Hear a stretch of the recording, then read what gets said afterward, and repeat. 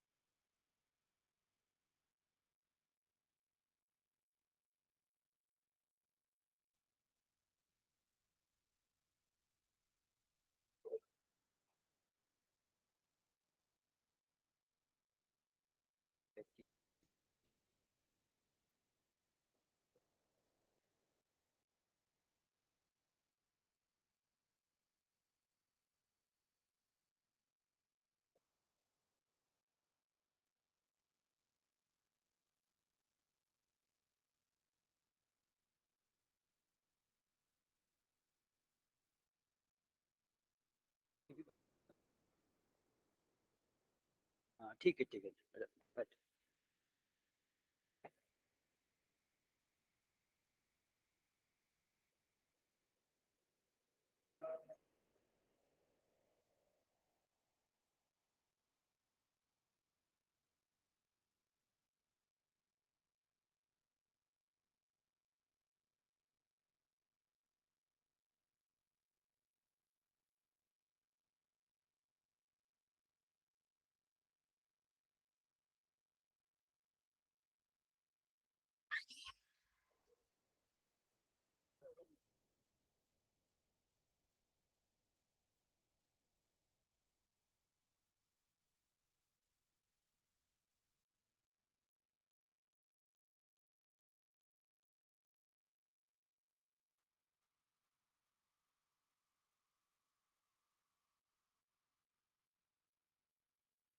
Thank you very much, sir.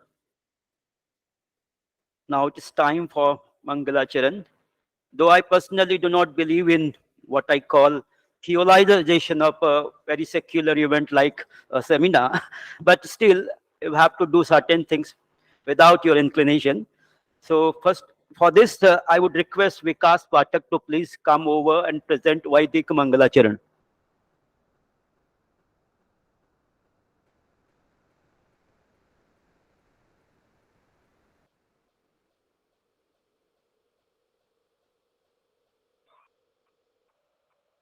ॐ यं शैवाः समुपासते शिवमिति ब्रह्मेति वेदान्तिनो बौद्धाः बुद्धमिति प्रमाणपटवः कर्तेति नैयायिकाः अर्हन्नित्यथ जैनशासनरताः कर्मेति मीमांसकाः सोऽयं नो विदधातु वाञ्छितफलम् त्रैलोक्यनाथो हरिः यः प्रतीत्य समुत्पादम् प्रपञ्चोपशमं शिवम् देशयामास सम्बुद्ध स्तं वन्दे वदतां वरम् यद् विश्वविस्मयकरं चरितं महीयः वाचस्पतेरपि गिरां सुतरां दवीयः प्रातः सदा सुमनसामभिवन्द्यनीयः वन्द्यस्य मे मदन मोहन मालवीयः ॐ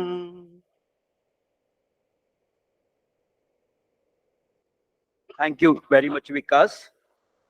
Now for the recitation of Buddhist Mangalacharan, I would request the monks in the seminar hall to please come over and present Buddhist Mangalacharan.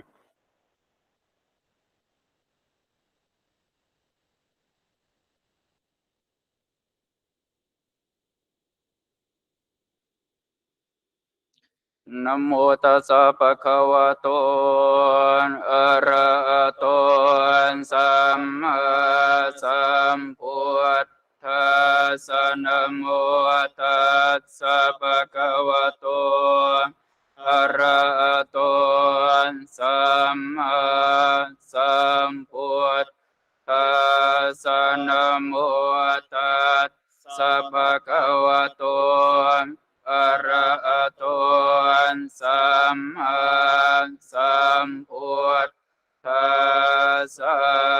Jayanto bodhiya mule sakayana evan tavam vichayo ichaya suchaya mangale aparajita palang kesi se padavi puakale abhiseke sapaputanang akapato pamutati sunakatan sumangkalan supapatan suotitan sukhano sumuto jasuyetam brahmacari supatakinang kaya kamang waja kamang patakinang mano kamang panitete patakina patakina nikatawa narapantate patakine bhavatu sapamangkaram rakantu sapadevata sapaputhanupavena sathasoti bhavantu te bhavatu sapamangkaram rakantu sapadevata sapadammanupavena sathasoti bhavantu te bhavatu sapamangkaram rakantu sapatevata sapasangkhano bhavena sathasoti bhavantu te.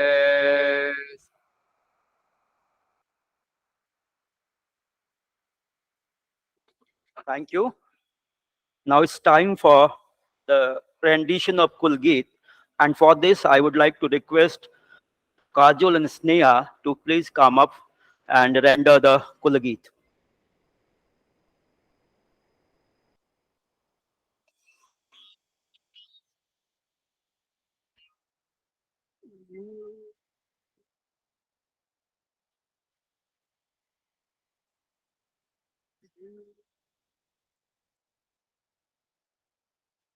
मधुर मनोहर अतीव सुंदर ये सर्व विद्या की राजधानी मधुर मनोहर अतीव सुंदर ये सर्व विद्या की राजधानी ये तीनों लोगों से न्यारी काशी सुज्ञानी धर्म बसे है गंगा के रम्य तट पर ये सर्व विद्या की राजधानी नए नहीं है ये ईट पत्थर है विश्वकर्मा का कार्य सुंदर रचे है विद्या के भव्य मंदिर ये सर्वश्रेष्ठी की राजधानी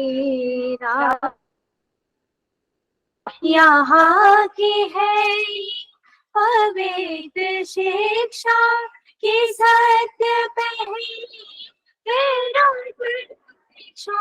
बीके हरिश्चंद्र थे यहीं पर ये सत्य शिक्षा की राजधानी राजधानी वेद ईश्वर की सत्यवाणी बने जिन्हें पढ़ के ब्रह्म ज्ञानी थे व्यास जी ने रचे यहीं पर ये ब्रह्म विद्या की राजधानी राजधानी वो मुक्ति पद को दिलाने वाले सुधर्म पथ पर चलाने वाले यही फले फूले बुद्ध शंकर ये राज ऋषियों की राजधानी राजधानी सुरम्य धाराएं वरुणासी नहाए जिनमें कबीर तुलसी भला हो कविता का क्यों ना कर ये बाग विद्या की राजधानी राजधानी विविध कला अर्थ शास्त्र गायन गणित खनिज औषधि रसायन प्रतीचि प्राची काव्य सुंदर ये विश्वविद्या की राजधानी राजधानी ये मालवीय जी की देश भक्ति ये उनका साहस ये उनकी शक्ति ये मालवीय जी की देश भक्ति ये उनका साहस ये उनकी शक्ति प्रकट हुए है नवीन होकर ये कर्म वीरों की राजधानी राजधानी मधुर मनोहर अतीब सुंदर ये सर्व विद्या की राजधानी राजधानी मधुर मनोहर अतीब सुंदर ये सर्व विद्या की राजधानी राजधानी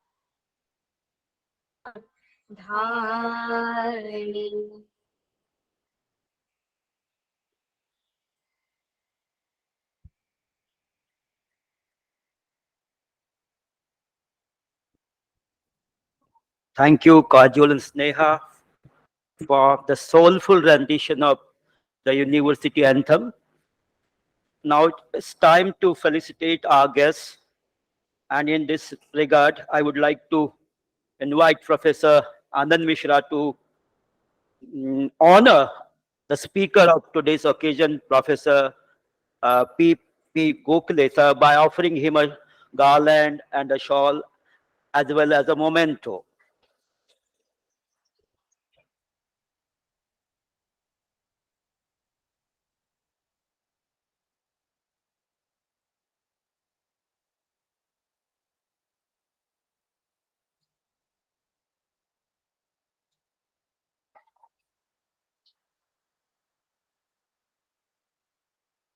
Moving on, similarly, I would like to request again Professor Anand Mishra, sir, to felicitate the chairperson of today's lecture, namely Professor Vimlendra Kumar, sir. Please, sir, do the needful.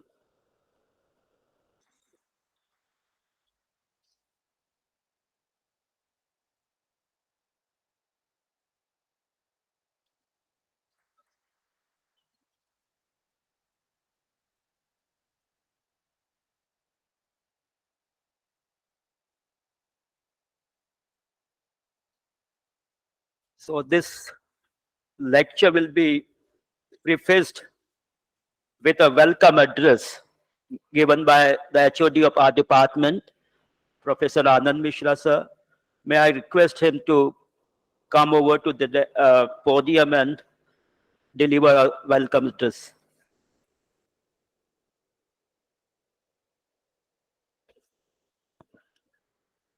Hari Om. Honorable Speaker, Professor Pradeep Gokhale ji, Professor Vimalendra Kumar chairing the lecture, Dr. Bagre ji, our colleagues, students and friends. I, on behalf of the Department of Philosophy and Religion, welcome you all in this TRV Murti lecture series on Buddhism.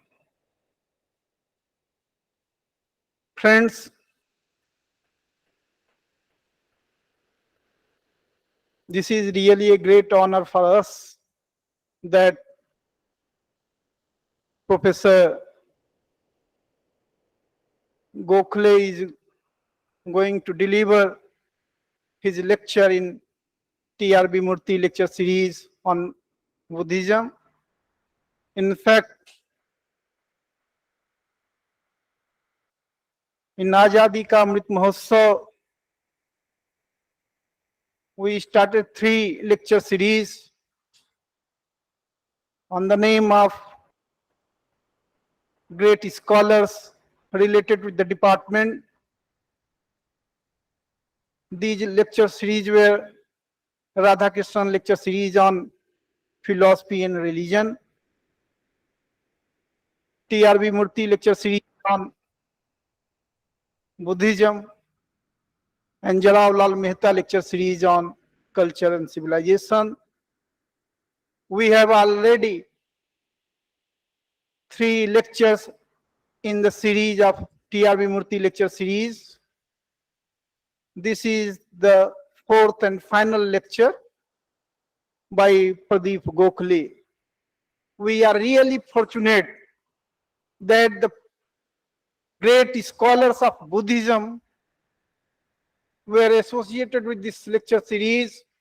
Professor Ambikadas Sharma, Professor D.K. Mohanta, Professor H.S. Prasad, they have already delivered lecture in TRV Murti lecture series on Buddhism. Today, fortunately, Professor Pradeep Gokhale, who is one of the renowned scholars of Buddhism, is going to deliver the concluding lecture in the lecture series. And we are really fortunate that the lecture would be presided over by Vimalendra Kumar, yet another scholar of Buddhism. I, on behalf of the Department of Philosophy and Religion, welcome both these scholars. I am especially grateful to Professor Gokhale, who in fact would deliver his lecture on Buddhism and social justice, but unfortunately we could not do justice to him. In fact, he kept on waking whole night yesterday, and then he came here. So we are really sorry for that, sir. And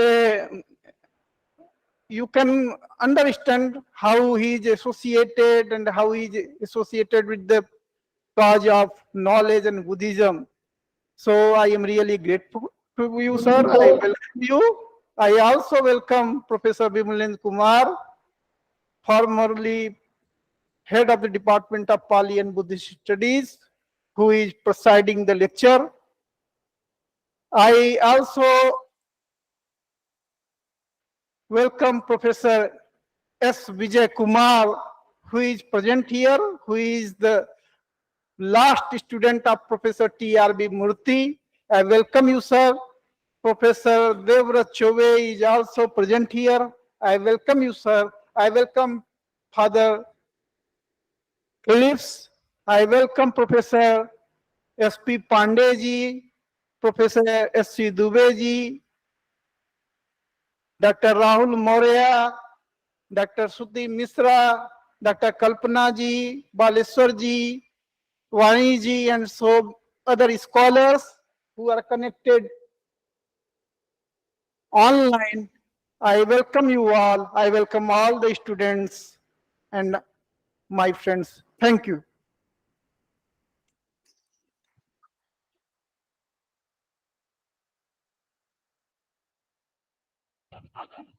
Thank you, sir. Now it's time to introduce our speaker, but I don't think we need any introduction because he is so quite renowned philosopher internationally and nationally. But still, for the new initiates in philosophy, I would like to mention some of his philosophical works.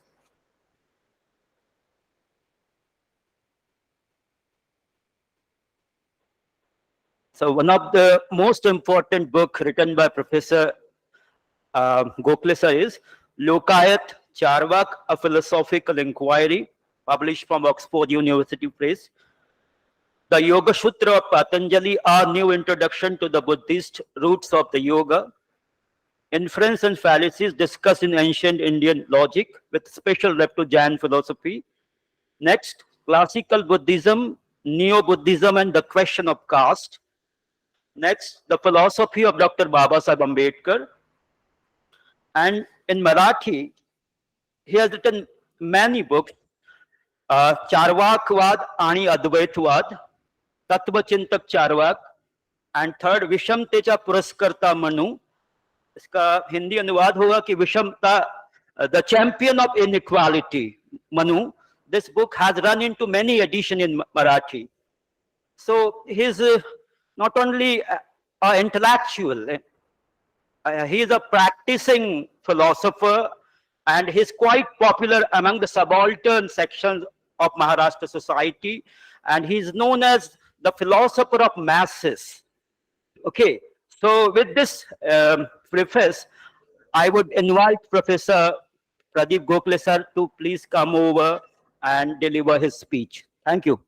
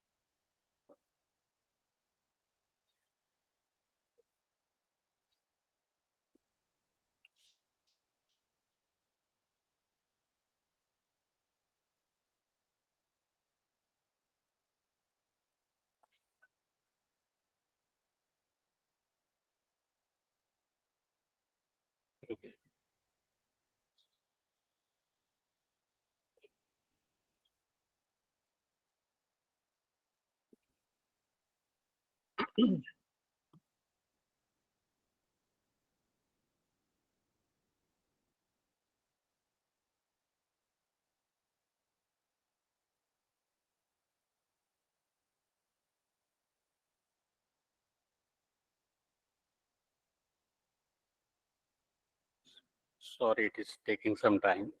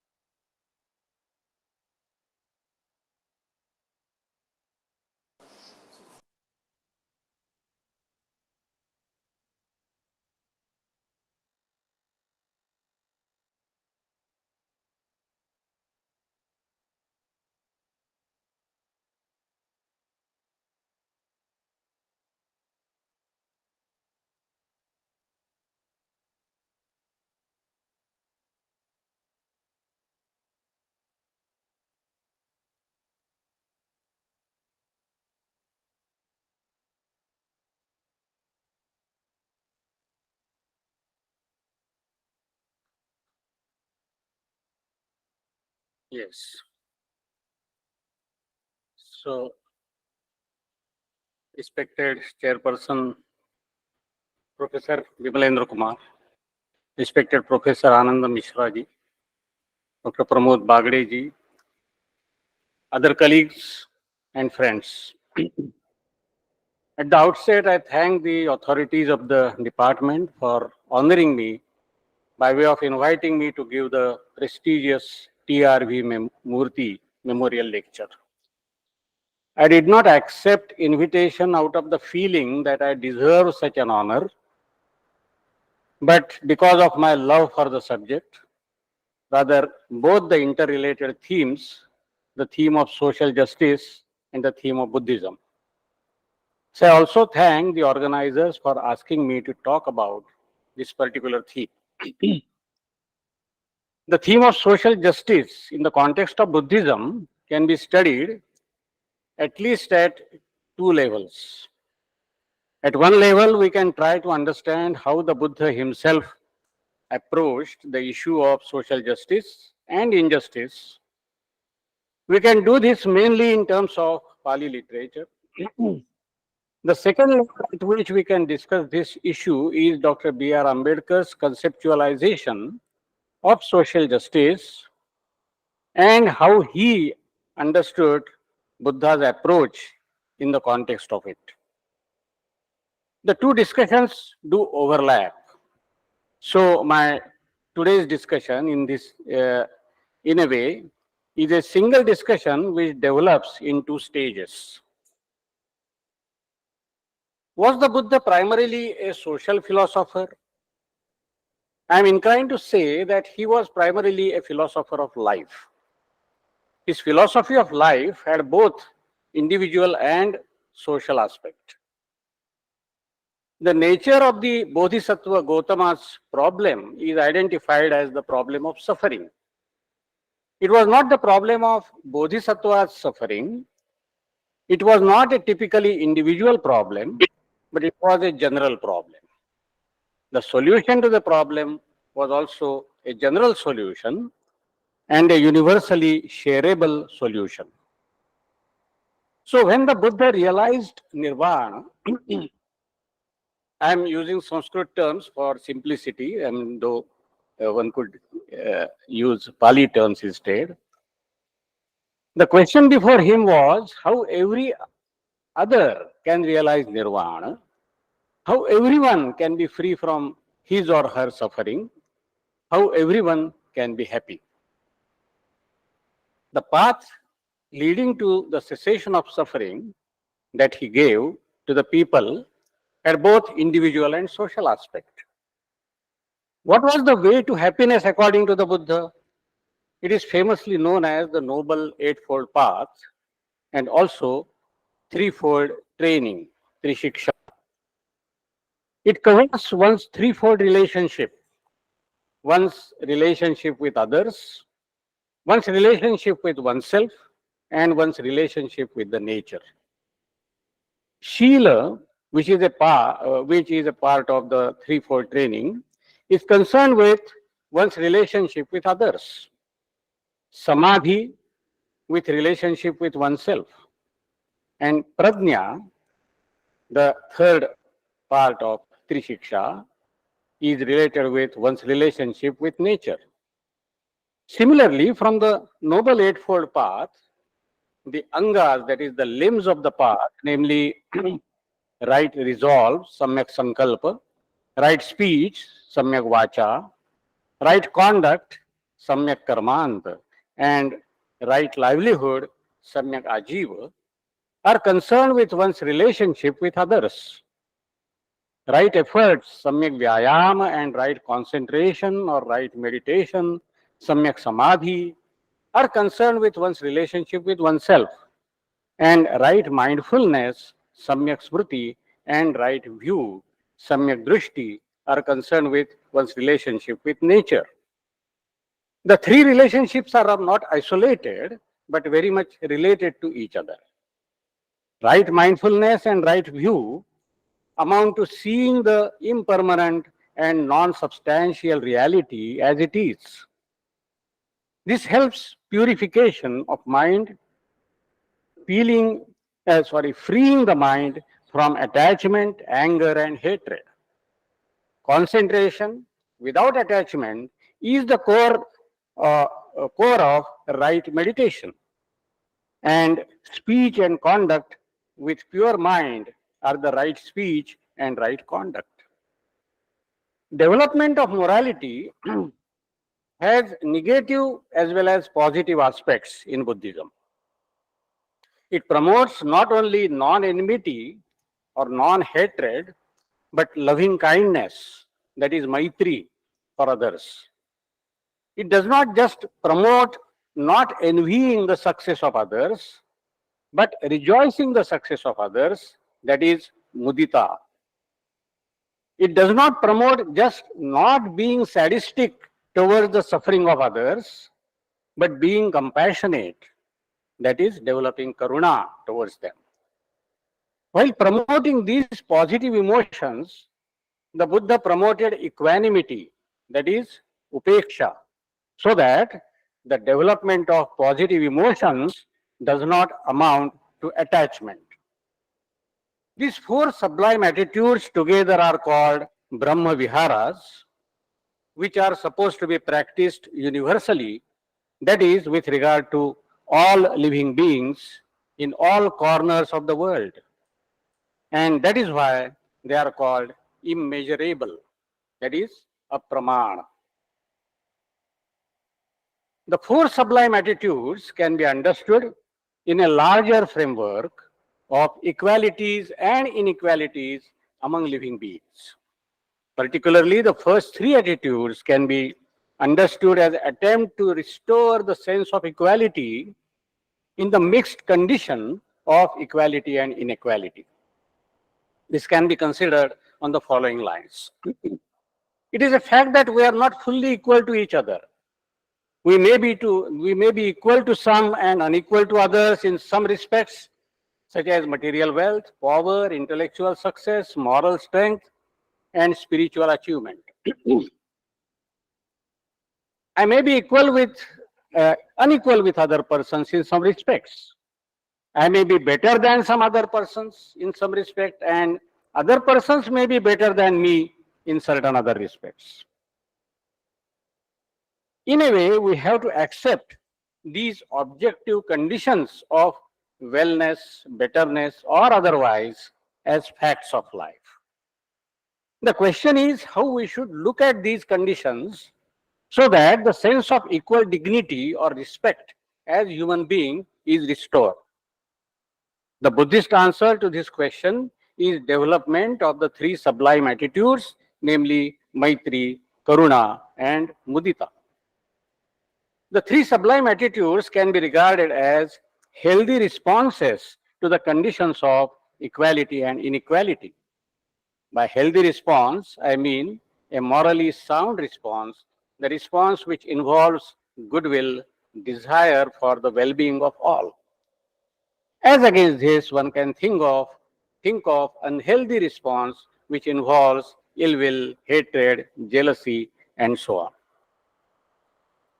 Maitri can be regarded as a healthy response to the condition of equality, whereas Karuna and Mudita can be regarded as healthy responses to the conditions of inequality. In a certain way, we are equal to others. We have similar feelings of pleasure and pains, ideas of successes and failures, and so on. Perceiving the other as equal is an important part of Maitri attitude. One who develops Maitri attitude thinks that since all are equal and since it is legitimate for me to desire for my own happiness, it is legitimate to desire for the happiness of all. Hence, Maitri assumes the form of the wish that may all beings be happy, which can be understood as a healthy attitude to the condition of equality. We can also imagine unhealthy response to the condition of inequality. For example, an ambitious person may not like to see that others are equal to him. He may develop ill will or hatred to the other who is equal to him. In a certain basic way, we are equal to all beings because of which we can share our thoughts and feelings with others, but within this basic framework of equality, we also come across inequalities. Basically, these inequalities we have seen are of two kinds. I want to suggest that according to the Buddha, Karuna is a healthy response. Of course, this is a, I'm sorry. In this way, Karuna and Mudita can be regarded as two extensions or applications of Maitri. They are attempts to restore the egalitarian relationship of Maitri in the conditions of inequality. There are two other principles which support loving kindness and egalitarian approach in Buddhism.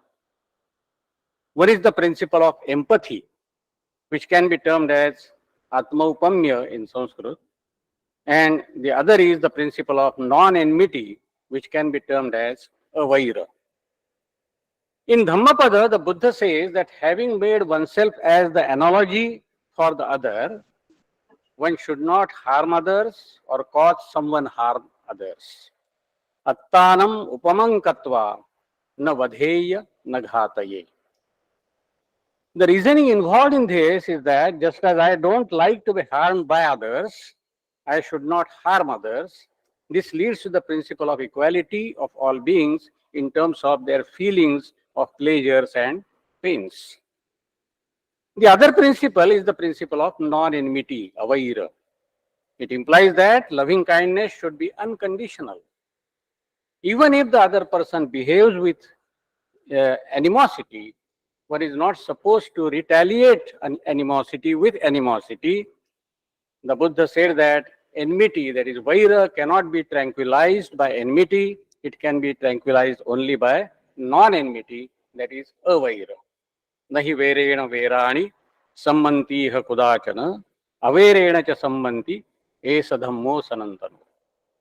In general, a wrong cannot be undone by another wrong. It can be undone by doing right. This implies that the proper attitude towards hostile beings is not hostility. It will only increase hostility. What is beings, but the hostility in their mind. And this can be done by non-hostile attitude to them. The reason for this is that when the person does wrong to someone, it is not because the whole person is wrong. He or she does it because of the unwholesome roots, because of greed, hatred, and delusion. These unwholesome roots, akusala moolas, are to be blamed. They are to be removed, and not the whole of the person. Such a person deserves love, compassion, and counseling. This is very much relevant to the concept of social justice. I want to suggest that treating all human beings as equal is the basic principle of social justice. The equality can be called human equality. Since Buddhism did not accept the soul substance, the equality as Buddhists understood it is not based on identity or equality of the so-called metaphysical souls, but it can be said to be rooted in moral psychology. When the Buddha was promoting human equality, he was confronted with the Varna system dominating in the society, which regarded Brahmins as superior and other Varnas as inferior, and Shudras as the most inferior among them. In Tipitaka, we come across many suttas where we see that some Brahmins approached the Buddha and argued with him, favoring the hierarchical social system. Ambattha Sutta, Vasetha Sutta, Esukari Sutta, and Asalayana Sutta, to mention a few. For example, in Asalayana Sutta of Majjhima Nikaya, Asalayana presents the view of the Brahmins that they form the highest caste, purest caste, and they are born from Brahma's mouth. The Buddha argued against this in detail. He said that a Brahmin is not born by any supernatural process from Brahma or Brahma's mouth, but by natural process from the womb of a Brahmin woman. The Buddha also pointed out that the rigid system of four varnas is not a universal or global phenomenon. There are societies in which there are two classes, masters and slaves. This class system is not rigid as varna system. A master can become a slave and slave can become a master. The Buddha pointed out that the moral rule according to which a good conduct results into pleasant consequences and a bad conduct results into painful consequences applies equally to all varnas.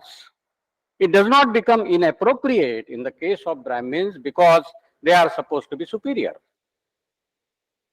He argued that persons of all varnas can perform the sublime acts such as extending loving kindness to beings in all corners and can perform physical acts such as lighting fire and with equal results. The Buddha also argued against the Brahmanical view that intervarna marriages should be prohibited. He pointed out that if a mare mates with a donkey, a foal is born which belongs to a different species. Unlike this, the child born from intervarna marriage does not belong to any different species. It is just a human child. Through the story of Asita Devala, the Buddha also questioned the so-called purity of varnas. According to the tradition, a boy can be called pure Brahmin if he is born from Brahmin parents and this purity of parents is maintained in the last 7 generations. But we cannot give, according to Asita Devala, we cannot give an assurance of that to that effect. So we cannot assure that anyone is pure Brahmin or a pure Kshatriya and so on. Through these arguments, the Buddha showed that all varnas are equally pure and they are all human and there is no hierarchy among them. The egalitarian approach of the Buddha can be qualified by two other considerations. One is consideration of professional identities without hierarchy and Brahminhood and Shudrahood determined by worth rather than birth. So first point is professional identities without hierarchy. Brahmanism regarded some means to livelihood as superior and some as inferior. The Buddha maintained that diversity of profession does not make humans unequal. He acknowledged the professional differences just as differences, not as the different levels forming hierarchy. So according to Vasetta Sutta, by action is one a farmer, by action one is craftsman, by action is one a merchant, by action one is a servant, by action is one a thief, by action one is a soldier, by action is one sacrificer, by action one is a king. The wise see action in this way as it has come to be, seeing dependent co-arising, cognizant of action's results. Through action, the world rolls on. People roll on through action. In action are beings held, bound together as in a linchpin, a chariot traveling along. The second point is Brahminhood and Shudrahood determined by worth rather than birth. The Buddha correlated the word Brahmana also with action, but this time the action amounts to moral spiritual worth of a person. In the chapter called Brahmana Vagga of Dhammapada, the Buddha denies birth and other external signs as the criteria of a Brahmin and asserts moral spiritual worth as the criteria. As he says, not by matted hair, by clan or by birth is one a Brahmin. Whosoever has truth and rectitude, he is a pure one, he is a Brahmin. Similarly, in the Vasala Sutta of the Khuddaka Nikaya, the Buddha says, not by birth does one become an outcast, that is Vasala, Drushala in Sanskrit. Not by birth does one become a Brahmin. By deeds or karma, one becomes an outcast. By karma alone, one becomes a Brahmin. Here it should be noted that the Buddha was using the terms Brahmana and Vasala or Vrishala in Sanskrit in two senses. One can be called conventional sense, according to which Brahmana is a male person born in a Brahman family. In Brahmanical culture, Brahmana by his very birth was superior to other Varnas. Similarly, conventionally, Vasala is supposed to be a person born in an outcast or the lowest caste family. The Buddha criticized Brahmanhood and Vasalahood attributed to persons in this way. Now, the second sense in which Buddha was using the words Brahman and Vasala are it is the normative sense. The term Brahmana in its normative sense stands for an ideal person or and an ideal person is judged by standards of moral perfection. Birth in a Brahmin family has nothing to do with it. Similarly, the term Vasala stands for a person who is inferior in moral character. Birth in an outcast family has nothing to do with it.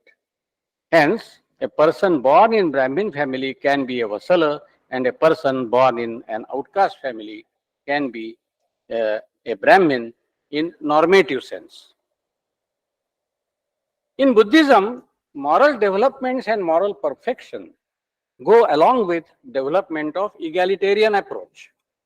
The Buddha did not try to impose his approach on the society, but he created the institute of Sangha, where people can assemble, stay together, strive for moral perfection, and also move in all corners of the world to spread his message.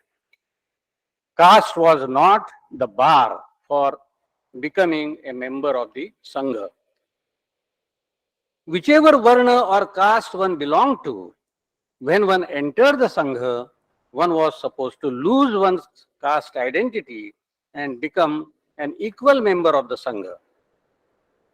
In the Atthaka Nipata of the Anguttara Nikaya, the Buddha declares no place in his Sangha, just as all rivers lose their individual names when they enter the ocean and are simply called as an ocean. Similarly, all those who join his Sangha lose their earlier designations of family and caste and are simply known by the name of Buddhist monk. Just as Buddha raised his voice against the birth-based hierarchical system of Varnas through his arguments and also through the action of establishing an organization called Sangha based on egalitarian principles, similarly, he took steps to remove gender discrimination with regard to the path to liberation by establishing Bhikkhuni Sangha.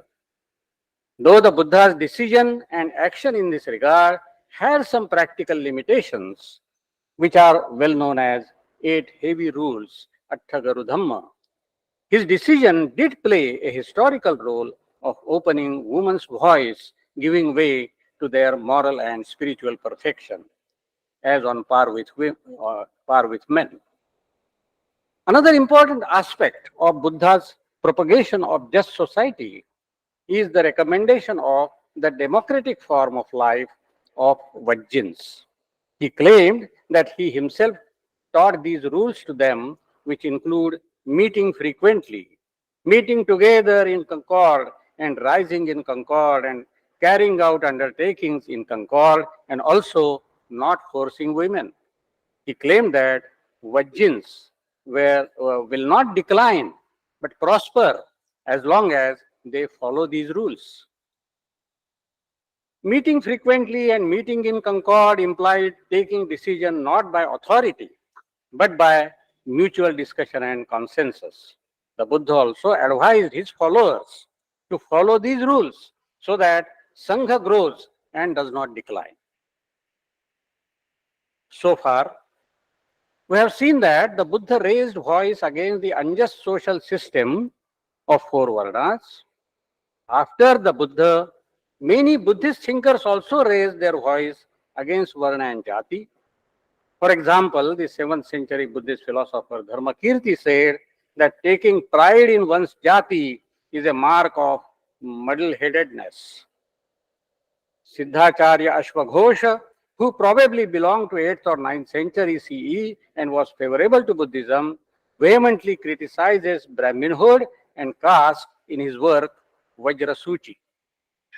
Similarly, we find the rejection of caste and gender discrimination in the Tantric Buddhist works like Vimalaprabha commentary of Kalachakra Tantra, which belongs to 10th century.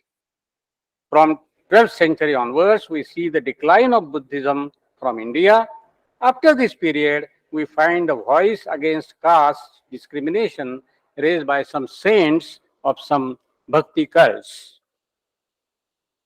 But instead of such discrete voices against caste, the unjust social system of Varna and Jati in India did not recede, but became more complex, rigid, and severe. Sometimes a distinction is made between Varna and caste. Though one distinction can be granted, that Varnas are supposed to be 4 and Jatis to be hundreds in numbers. The other distinction that Varnas are based on qualities and actions, Guna and Karma, and Jatis are based on birth, is not justified. At least the Varna system which the Buddha had to confront was very much based on birth rather than actions. In the course of time, the Varna system assumed a complex form of Varnas, castes, and subcastes. It also developed a darker side of Varna caste system by treating Shudras as untouchable. The Brahmanical tradition made the Varna caste system as more rigid and complex through Dharma Shastras such as Manusmriti and giving authority to those texts in all practical matters. Dharma Shastras claim to provide the theory of a just social order. Hence, the Dharma Shastra texts did contain the concern for some universal moral values. For example, in Manu's Dharma Shastra, there is a mention of consolidated obligations, that is, Samasika Dharma. They include non-violence, truth, non-stealing, purity, and control over senses. They were meant for all Varnas. Hence, we have in Manusmriti and many other Dharma Shastra texts the dichotomy of specific obligations, that is, Vishesha Dharmas, that is, obligations specific to Varna, caste, gender, family, etc., and common obligations applicable to all, that is, Sadharana Dharma or Samanya Dharma, applicable to all independently of these factors. But then the question arises about the relation between the two types of obligations. These Dharma Shastras regarded specific obligations as primary and prescribed the common obligations within the framework of specific obligations. For example, performing sacrifices was a specific work prescribed to a Brahmin. Sacrifices involved injury to animals. On the other hand, non-violence was prescribed as a common obligation, and hence there was a situation of conflict. Now, in order to protect the practice of sacrifices, the Dharma Shastras declared that sacrificial violence is not violence. Yadniya himsa, himsa na bhavati.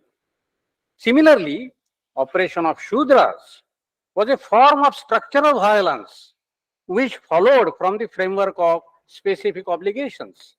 So one can be kind to Shudras, but not by disturbing the framework which involved structural violence. The Vedic Dharma Shastra and some orthodox philosophical systems sought to justify the hierarchical social structure in various ways. So following types of arguments were advanced or implied. One, the hierarchy of Varnas was prescribed by the Vedas, and Vedas are authentic either because they are authored by God or because they are authorless, that is, apaurushaya. After Vedas, the Smriti texts are authentic, which elaborate the hierarchical structure in all details. Number two, the hierarchical order is itself created by God, hence it is meritorious to maintain this order and sinful to disturb it.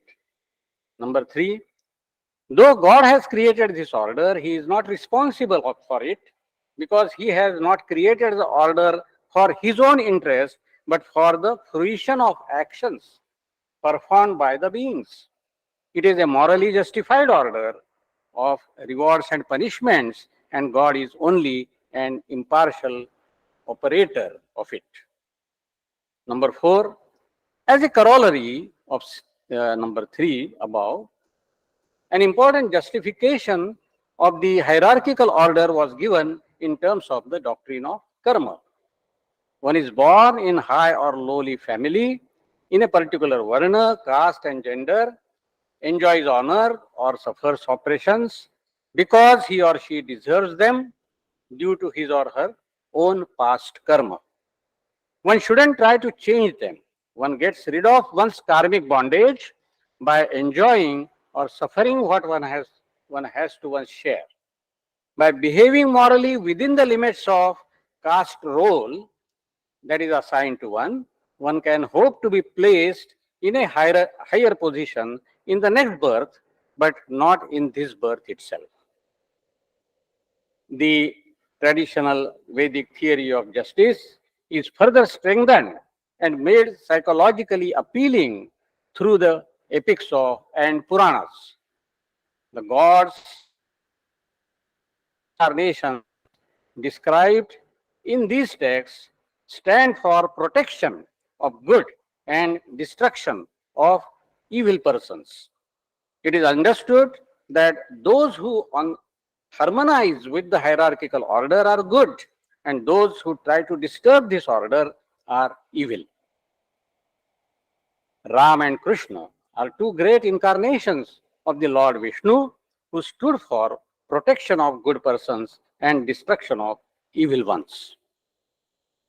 On this background, Dr. B.R. Ambedkar, who himself had to suffer due to untouchability and many other evils of the caste system, had taken up the task of changing the unjust social order. As he was highly educated in modern social sciences such as economics, history, sociology, and law, had developed his own perspective on social transformation. He opined that if the Hindu society has to get rid of the social evils such as untouchability, he has to destroy the caste system. For that, the Hindu society has to throw away the authority of Dharma Shastra and replace it by the texts which advocate the values such as liberty, equality, and fraternity. When Ambedkar realized that the Hindu religious leaders are not likely to take radical steps for eradication of caste, he decided to abandon Hinduism and embrace a religion which will give equal human status to all downtrodden. Hence, he declared at Yevla Conference on 13th October 1935 that though he was born a Hindu, he will not die a Hindu. Having studied the doctrines and practices of different religions and having interacted with different religious leaders, he finally decided to embrace Buddhism. The criteria on which Ambedkar's choice was based are reflected in his important essay, Buddha and the Future of His Religion, which was published in Mahabodhi Society Journal in 1950. Here he states 4 requirements that an ideal religion has to fulfill. Number 1, religion should hold the society together through the sanction of morality. Number 2, religion must be in accord with science. Number 3, religion should recognize the tenets of liberty, equality, and fraternity. And number 4, religion should not sanctify or ennoble poverty. Ambedkar in his paper argues that none other than Buddha's religion fulfills all these requirements. We can also see how Buddhism has as reformulated by Ambedkar in his work, The Buddha and His Dhamma, fulfills all the 4 criteria. For our present purpose, the third criterion is most important, according to which religion should recognize the tenets of liberty, equality, and fraternity. These 3 tenets were of seminal importance for Ambedkar, and Ambedkar even identified the 3 tenets with justice.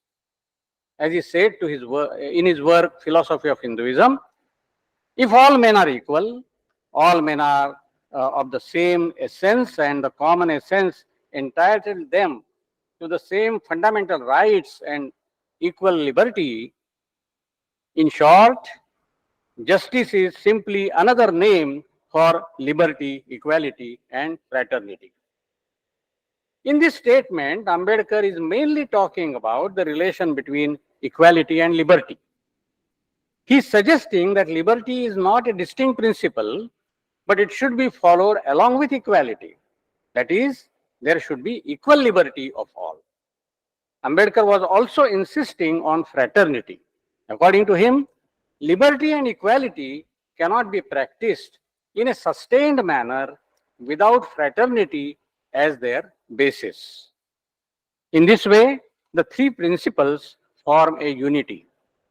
Though Ambedkar seems to have borrowed these principles from the famous slogan of the French Revolution, Ambedkar said in 1954 on All India Radio that the 3 principles which were central to his social philosophy were rooted in Buddhism. I personally feel that this statement of Dr. Ambedkar should not be interpreted literally, but in the context of Ambedkar's intellectual development, Ambedkar, at the stage when he had decided to embrace Buddhism, rediscovered the principles in Buddhism, which he originally had drawn from the slogan of the French Revolution.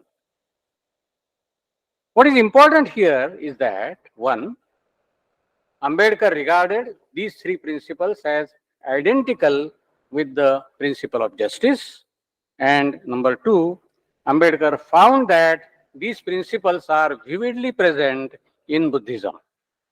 So now let us see how, according to Ambedkar, the 3 principles, namely liberty, equality, and fraternity, are present in Buddhism. In the Buddha and His Dhamma, Ambedkar gives a social perspective for understanding Buddhism. After narrating the traditional approaches to Buddhism, Ambedkar asks new questions about Buddhism in the light of which the social perspective can be developed. He asks, did the Buddha teach liberty? Did the Buddha teach equality? Did the Buddha teach fraternity? Obviously, Ambedkar's answer to all these questions were in affirmative, though he did not explicitly say so. Ambedkar's references to individual principles, however, are scattered. So now let us discuss the 3 principles and how they can be found in Buddhism, from the point of view of Ambedkar.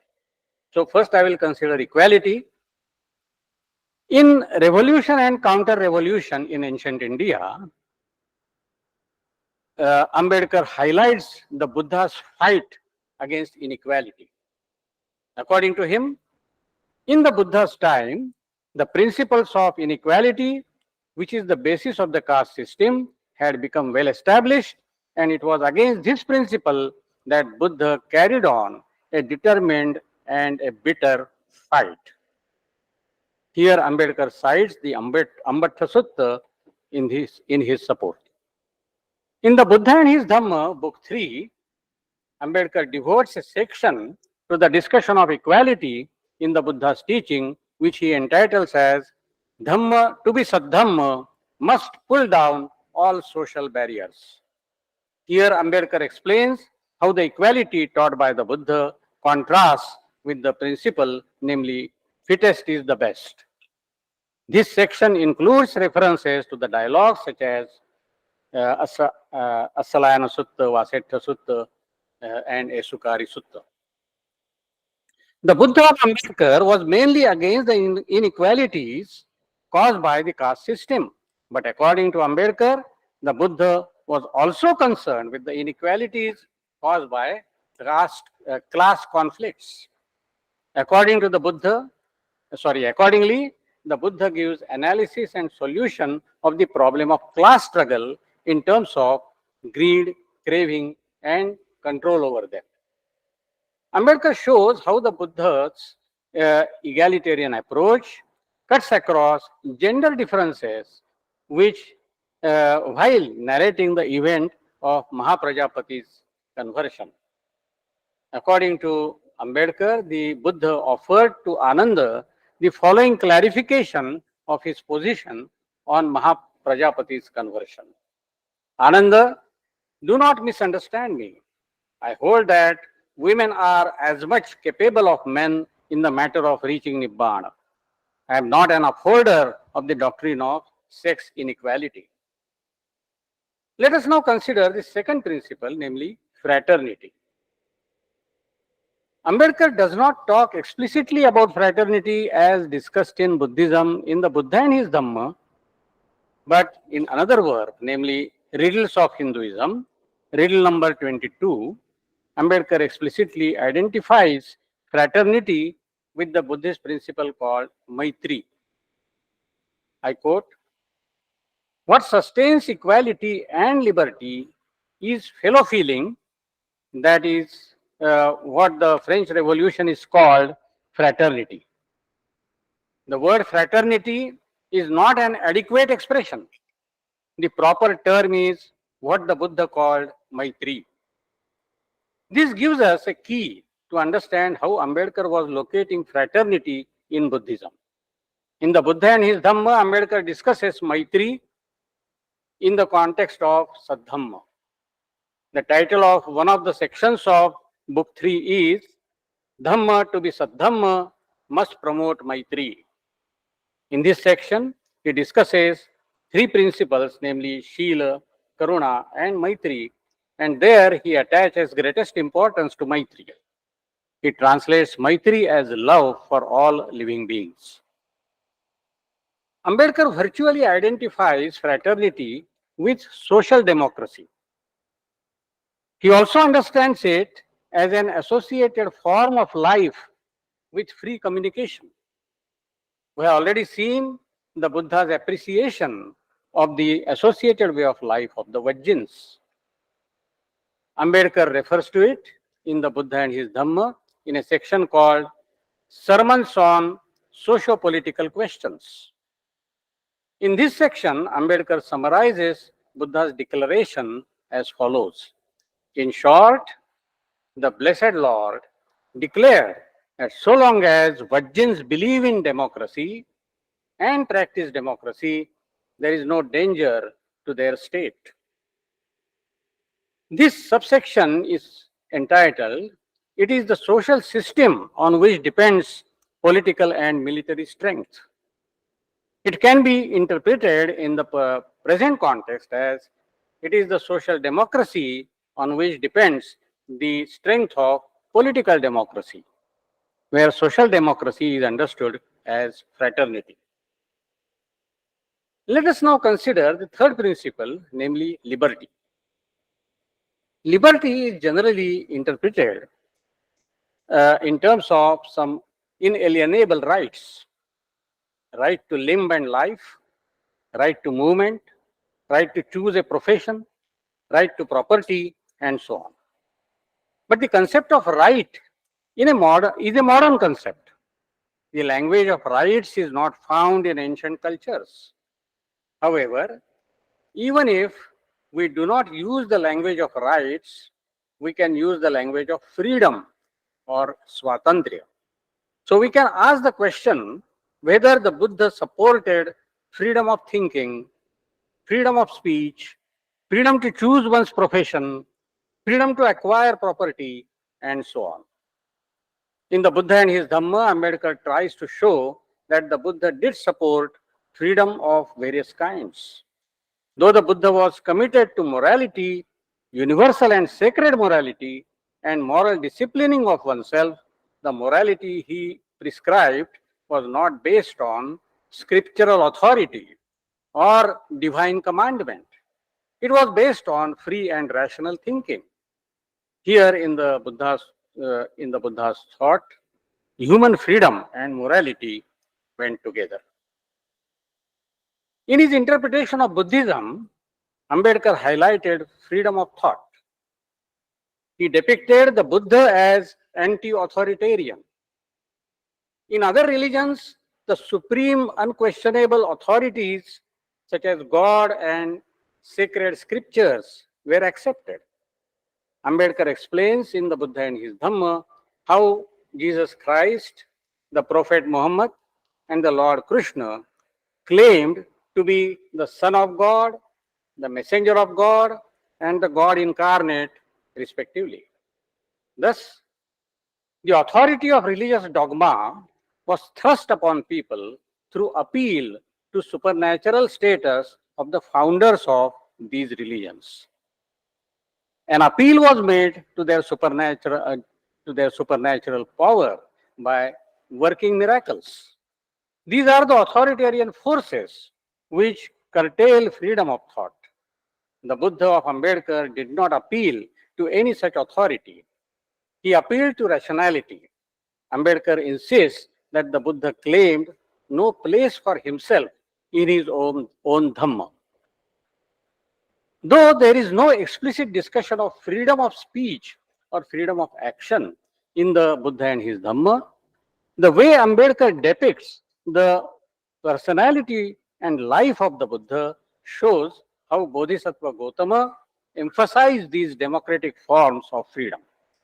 When there was a conflict between Shakyas and Koliyas over the distribution of the water of the river Rohini, and there was pressure on Bodhisattva Gautama to participate in war, Bodhisattva opposed this pressure by exercising the freedom of speech and action. Even after attaining enlightenment, the Buddha did not thrust his views on others by working miracles or claiming the supernatural authority, but by entering into dialogue and discussion and by encouraging discussion. Freedom of thought and speech become meaningful and fruitful if the society is educated. Liberty principle in this way requires the spread of knowledge. In philosophy of Hinduism, Ambedkar emphasizes knowledge made available to all as a necessary social condition of execution of liberty principle. This is reflected in his interpretation of Buddhism also. While explaining Prajna in a novel way, Ambedkar shows how the promotion of Prajna implied that learning should be made open to all. Similarly, in Buddha or Karl Marx, Ambedkar refers to everyone's right to learn as a part of the creed of the Buddha. Spread of knowledge among all the strata of the people is necessary for proper execution of the liberty principle, and this, according to Ambedkar, was implied by the Buddhist principle of Prajna. The next form of freedom refers to the right to choose one's profession. Though there is no explicit statement regarding this right in the Buddha and his Dhamma, the principle of right livelihood, samyak ajiva, is relevant to this right. It implies that one may choose one's profession by applying moral criteria.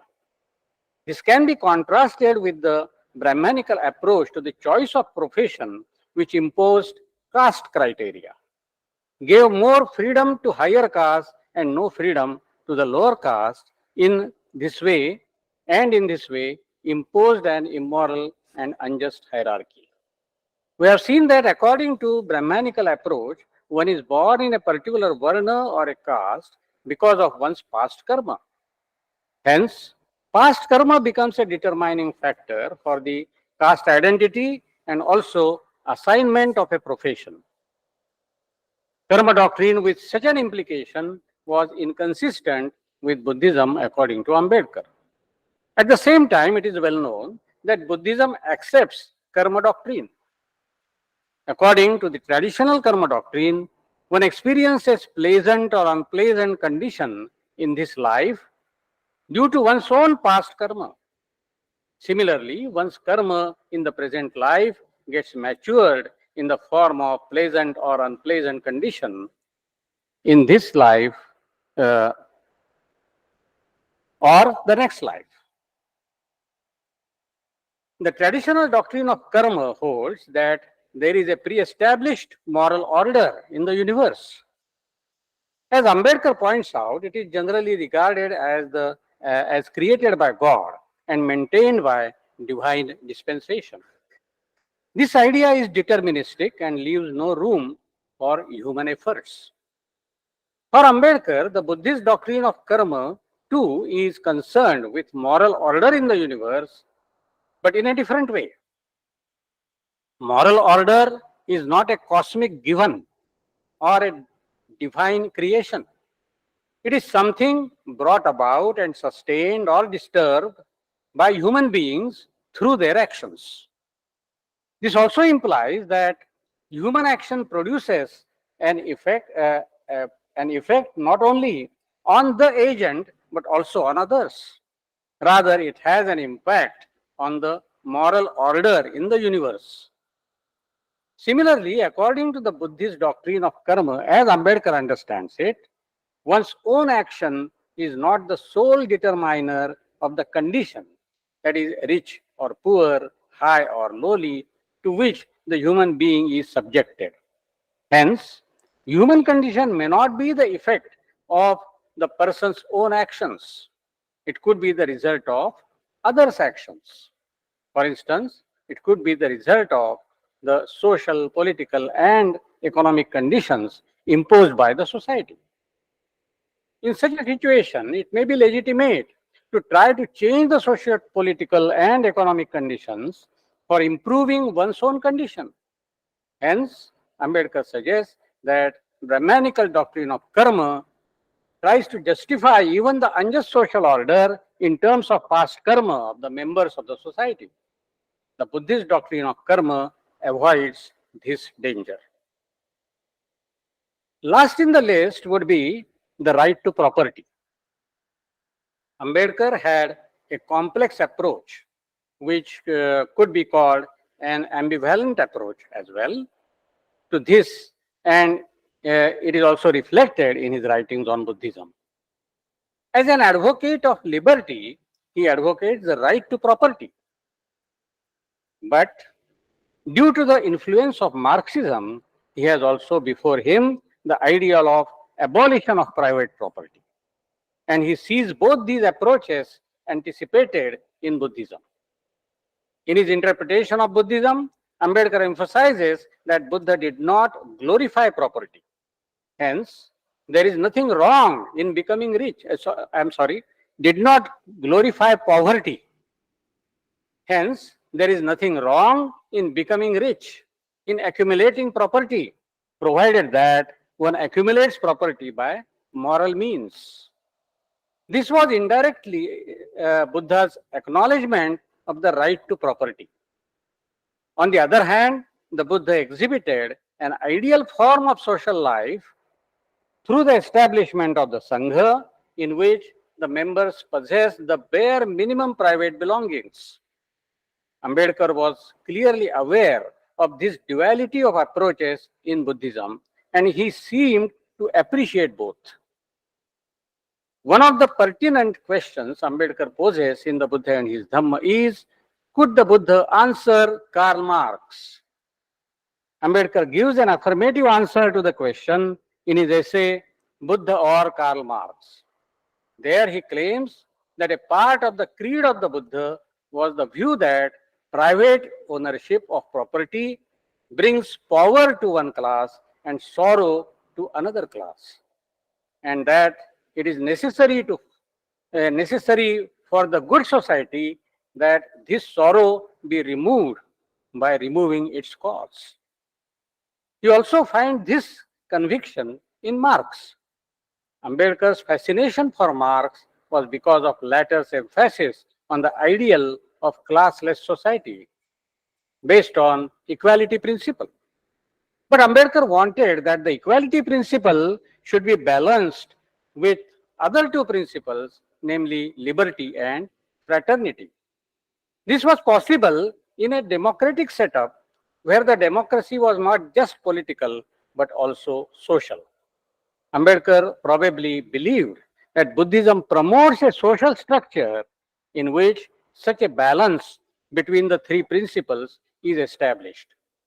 It was in this sense that the Buddha answers Karl Marx according to Ambedkar.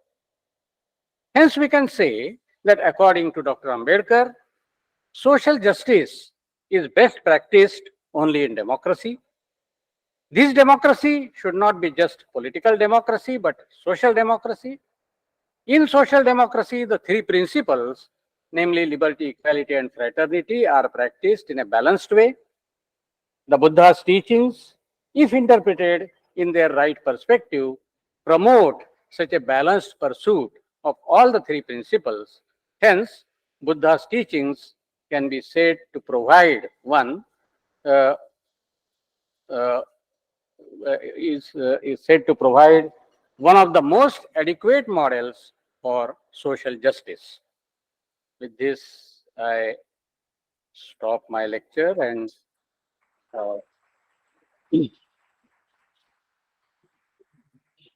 thank you all for your patient hearing. Thank you.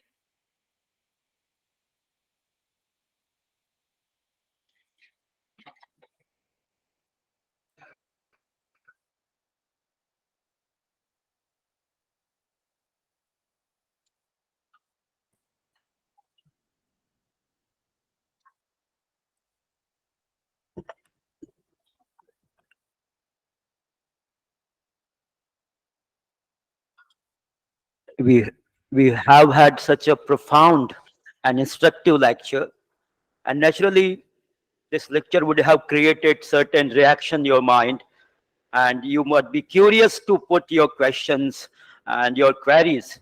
So now the session is open for discussion. Anyone with a question or query is welcome to ask. Yeah, Professor Bagde, I am Rajan. I would like to ask if I'm allowed. First, I have seen the hand raised by Anupam. So please, Anupam, come.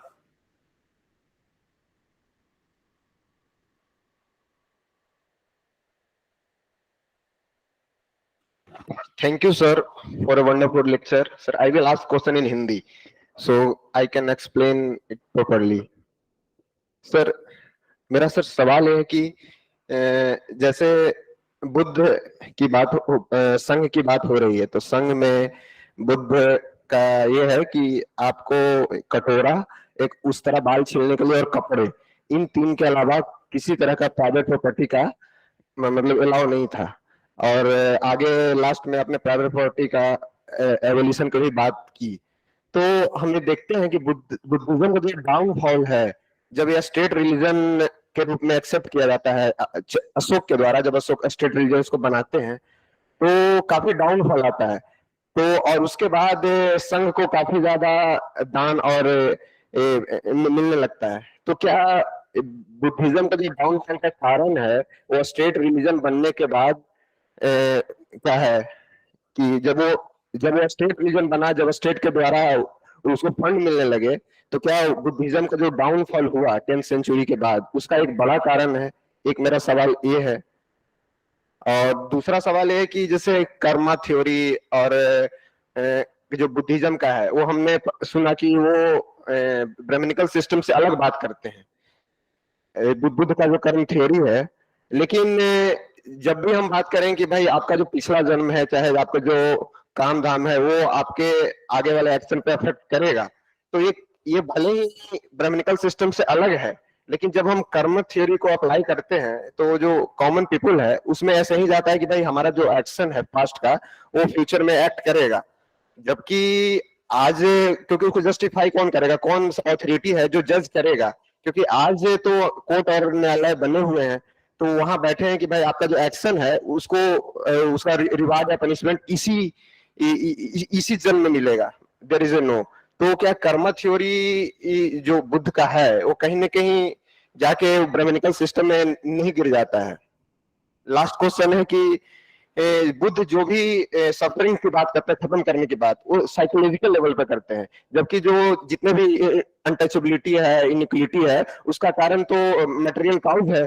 तो हम बुद्ध को कहीं ऐसा नहीं पाते हैं कि material cause को खत्म करने के लिए जो उसका मेन कारण है उस पर वो काम करते हैं, वो सिर्फ साइकोलॉजिकल पे बात करते हैं जो एक ट्रूथ है। तो ये 3 क्वेश्चन है। Thank you sir.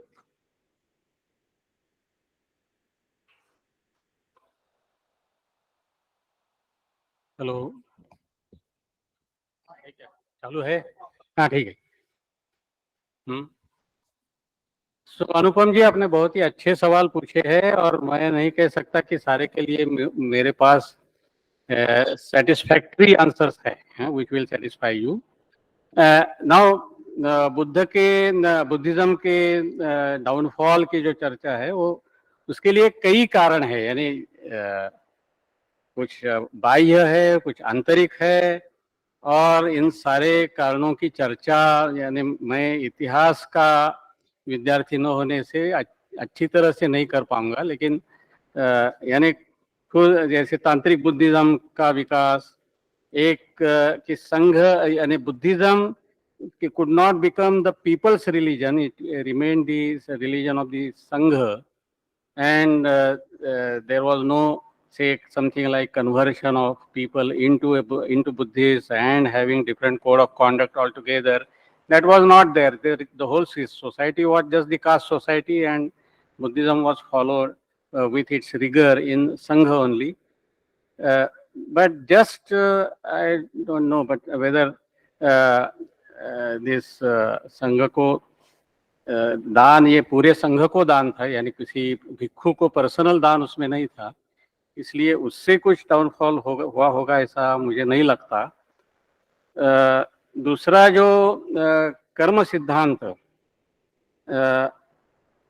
ये सच है, यानी mainly when you compare Buddhist doctrine of karma and Brahmanical doctrine of karma, there one factor which distinguishes is that Brahmanical doctrine of karma is concerned with the ritualistic action, which may not be moral in itself. That is, performing of sacrifices and killing animals, that is ritually permitted action. The action which is permitted in Shastras is supposed to be good action irrespective of its moral worth. Whereas in Buddhism, there was always insistence on moral worth of an action.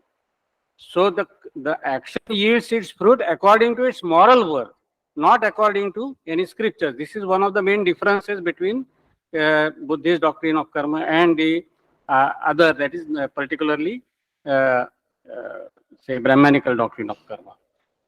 But as you just as I mean, other doctrines of karma implied rebirth. Similarly, Buddhist doctrine of karma also implied, say, a consumption of fruit in the next life. So the idea of next birth was implied by the traditional doctrine of karma.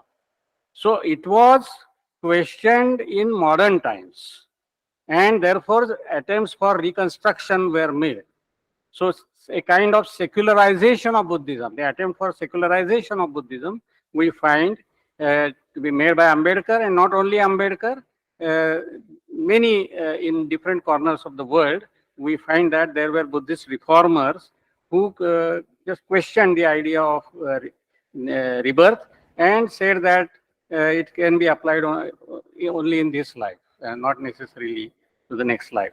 So when we discuss Buddhism, we have also to keep this in mind, that traditional Buddhism in a way was deviation from Brahmanical Buddhism, but still there were some ideas which could be questioned in modern times, and then there was further reformation. And again, as you say, suffering, that the human condition should be changed so that he does not suffer. And now this particular idea is again dominant in Ambedkar's writing, that is modern Buddhism, that it is not just individual suffering but also social suffering that you have to take into account. But I mean, the irrationality which is involved in social suffering, that the Buddha exposed. And he opposed that particular form of other types of suffering, because if irrationally, unnecessarily you are experiencing sufferings, then it is not just the question of just tolerating suffering and meditating and then getting rid of suffering through that, but it is also questioning the irrationality of those causes of suffering. And Buddha did that also. So that is another aspect of Buddha's discussion of sufferings.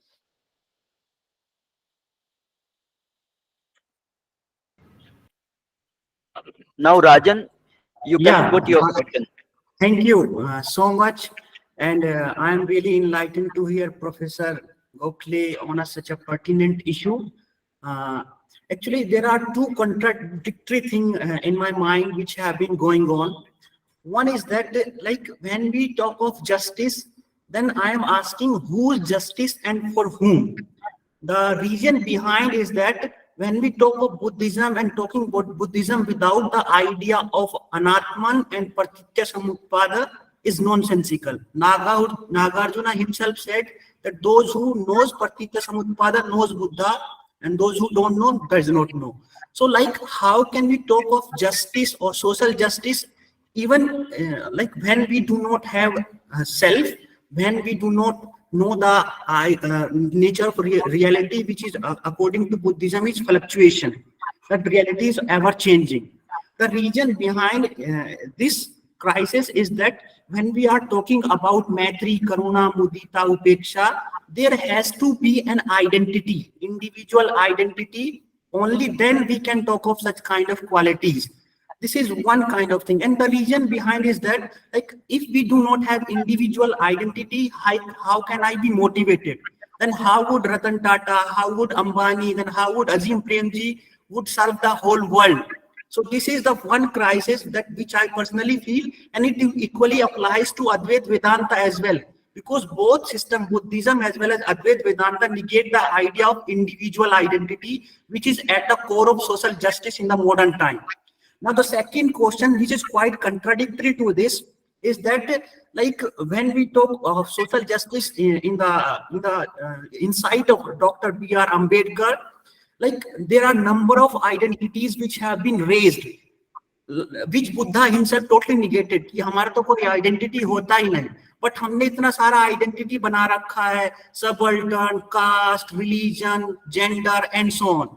And if Buddha has negated the very idea of identity, then are we not contradictory his thesis? When you are, deducing Dr. B.R. Ambedkar's philosophy from Buddha's thesis, isn't it quite contradictory?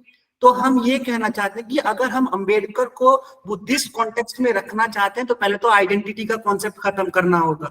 And if we are not, negating the idea of identity, then it is quite problematic.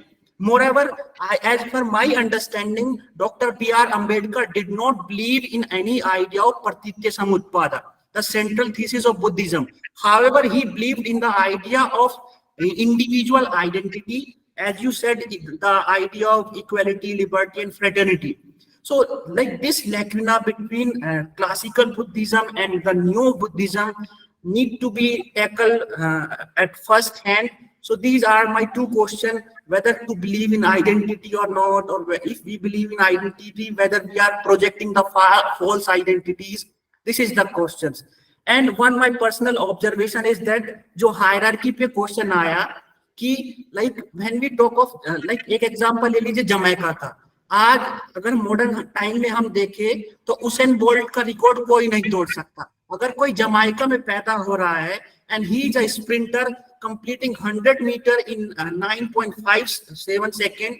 Can any Indian or any Asian be able to break that record? I do not think we will ever be able to break that record, because naturally there is an hierarchy in the nature of law, and we have to believe in this. Agar hum hierarchy ko nahi manenge, then there would be totally a chaos in the society. This is my personal question, observation. However, I would just like you to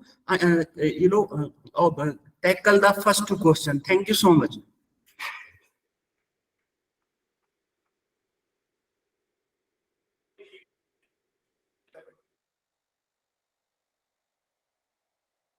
Get a last question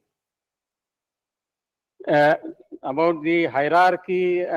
You seem to suggest that hierarchy has to be there in some way, something like that. Yeah. Anyway, I will address your earlier questions first. Now, insofar as Buddhism is concerned, there are different. There is a development. There is There are different interpretations. So when you talk of anatma, understanding anatma in terms of shunyata by Nagarjuna is one extreme approach. And personally, of course, I don't subscribe to it. I don't accept that to be the correct interpretation of Buddha's teachings. Now, the question is, in Buddhist writings, there is at prima facie level, there is an acceptance of existence of many individuals, sattvas, jivas, pudgalas, whatever you call them. So they are there. Now the question is, there is some, say, eternal substantial entity in them, which is called Atman.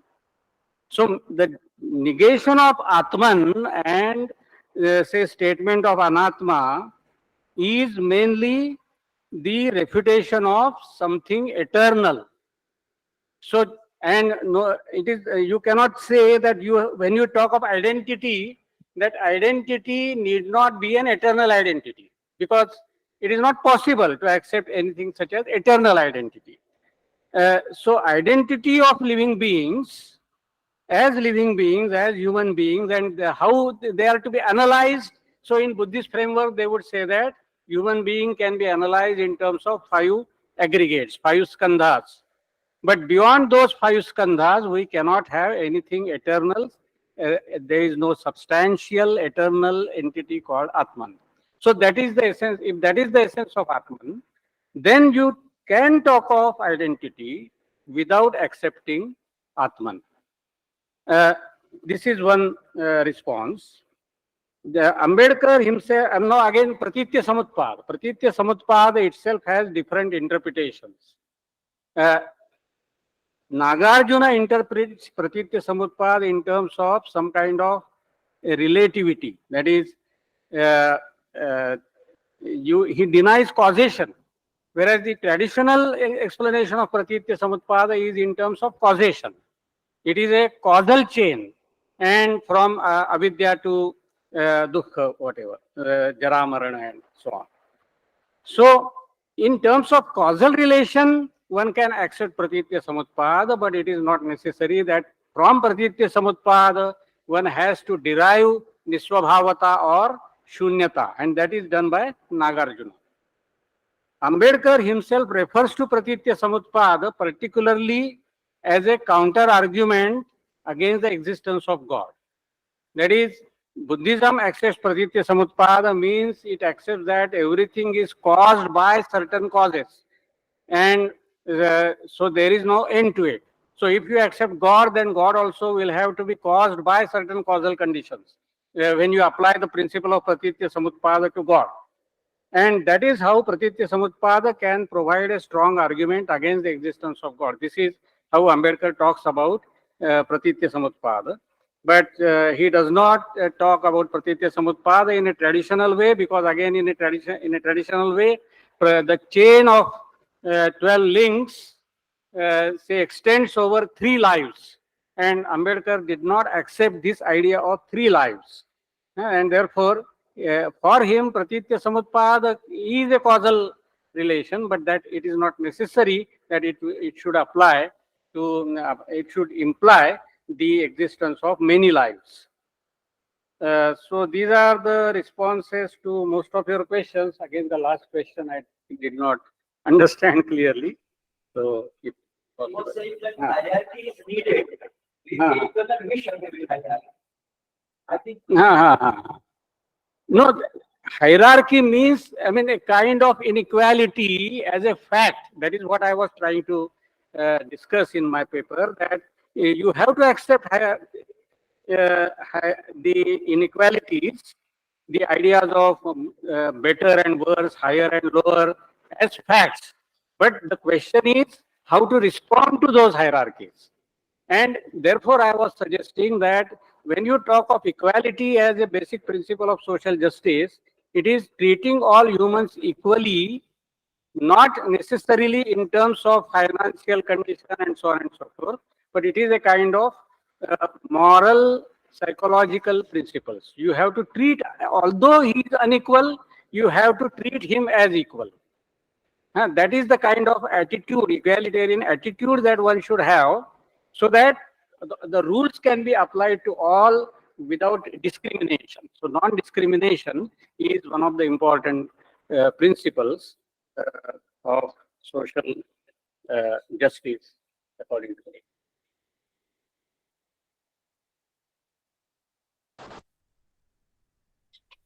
any more questions among the offline audience? I think Alok Tandon must be there. If he has any question, please, sir, put forward your question. May I ask my question, Pramod ji?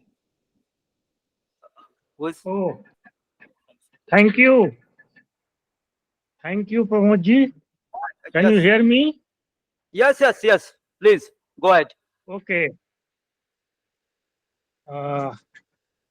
Thank you very much, Professor Gokhale, for giving us a very, very exhaustive understanding of social philosophy that is inherent in Buddha's teaching, but also their weaknesses. And why did Ambedkar made so many modifications when he tried to address social injustice in modern times? My question is, as many others also question, that can we take Ambedkar's Buddhism as a kind of Buddhism, or is it something very, very much different from Buddhism? Because it is not traditional Buddhism. It may take certain insights from Buddhism, but the way he denied many basic tenets of Buddhism, like this rebirth theory, idea of suffering, and idea of pratisamutpad, all these things, do they not indicate that just because of some political reasons, Ambedkar gave it a name of Buddhism, but it was altogether a different political social philosophy? This is one question. Now, another question which comes to our mind is the failure of Ambedkar and the rise of identity politics. How can you respond to this development of Dalit movement after Ambedkar? And since this Nirvana is no longer the ideal of a political activist, I think the social justice should be taken more in terms of a structural understanding than in terms of psychological understanding of Buddha. Thank you.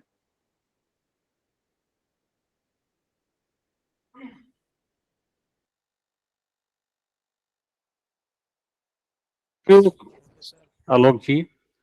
I may not answer your questions in the same order, but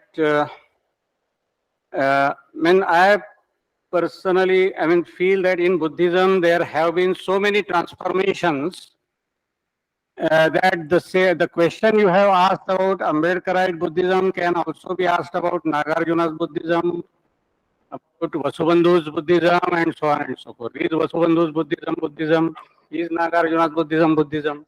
So, there are different reforms in Buddhism where some elements, some basic elements are kept intact, and that basic element, I think, is the purification of mind, and mind being the cause of so many problems, so many sufferings, and so on.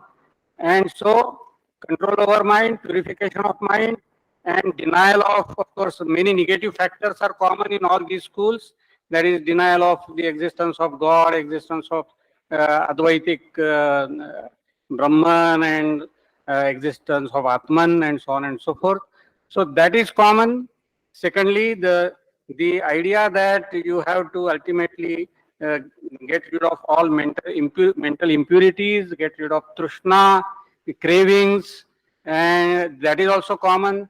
It is difficult to say that, getting rid of avidya is common, because the content of avidya can change from school to school. What is to be understood as vidya and what is to be, should we regard everything is shunya as vidya, or everything is anitya as vidya? So this can change, but so there are certain common factors, and Ambedkar sticks to those common factors in the Buddha and his Dhamma also.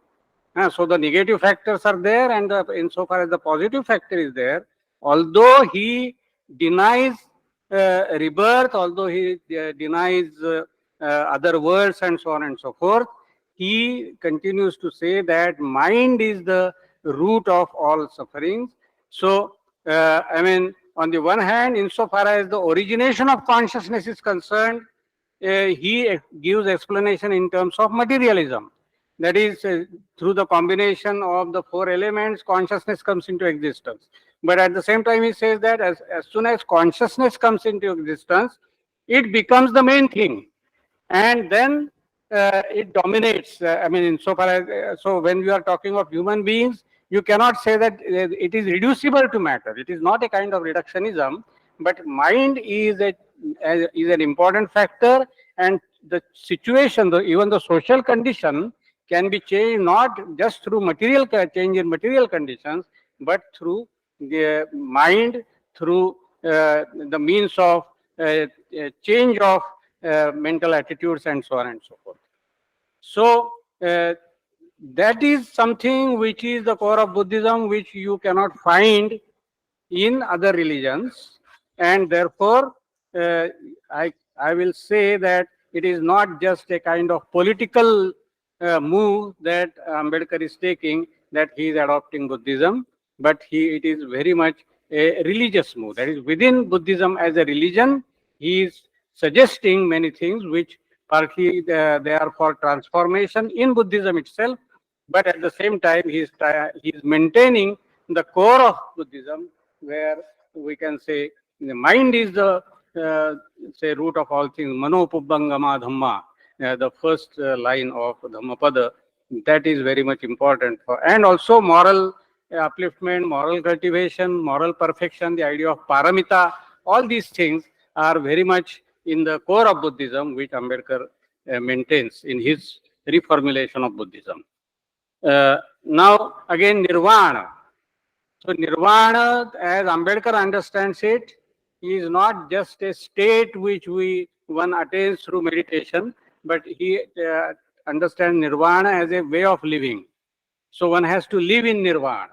So one can strive for social change, and at the same time, one can live in nirvana also. So they are not incompatible in Ambedkar's, as far as Ambedkar's understanding of Buddhism is concerned. And of course, about identity politics, I don't have to say anything, because that is a large issue, and So thank you. Yes. There are certain interlocutors who have put the question. Let me approach them first, then I'll come to you.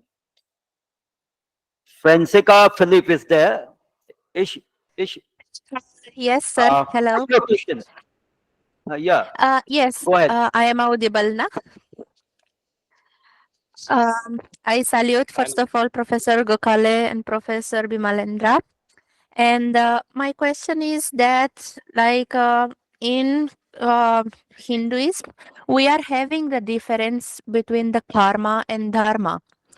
My question is that exists this kind of difference in Buddhism? Because if we are watching the idea of Varna system, we can see in Bhagavad Gita how Krishna was saying to Arjuna that you should come into the war because you are a Kshatriya.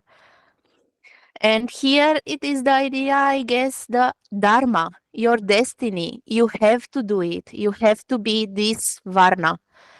So is it this kind of Dharma system into Buddhism? This is my question.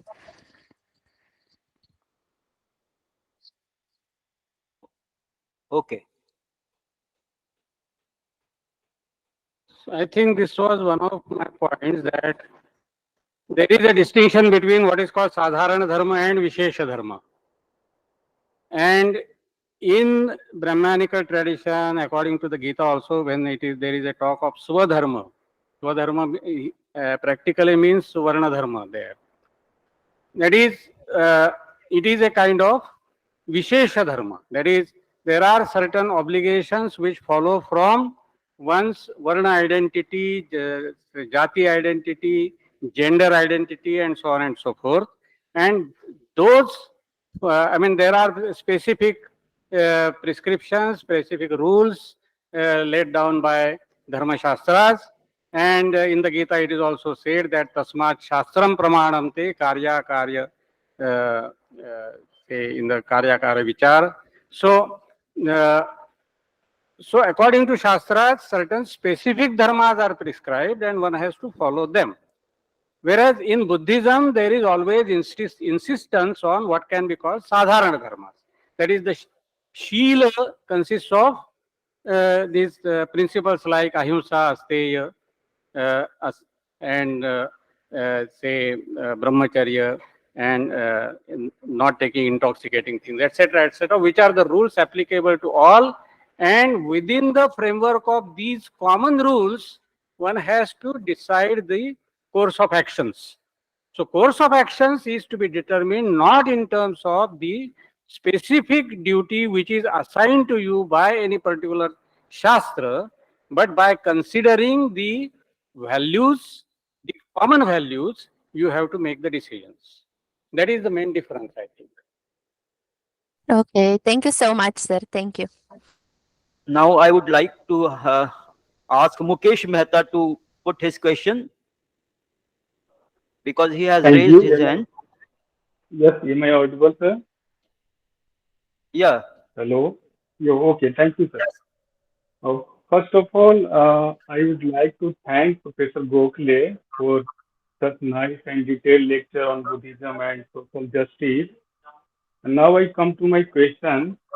Sir, some discussions suggest that religious movement started by Shaman leaders or pioneers like Buddha and Mahavira was in fact a clash of Varna hierarchy instead of movement of social equality, as they wanted to establish the Kshatriya Varna as the top of position of the Varna hierarchy. And sir, you also mentioned the word caste conflict in your lecture.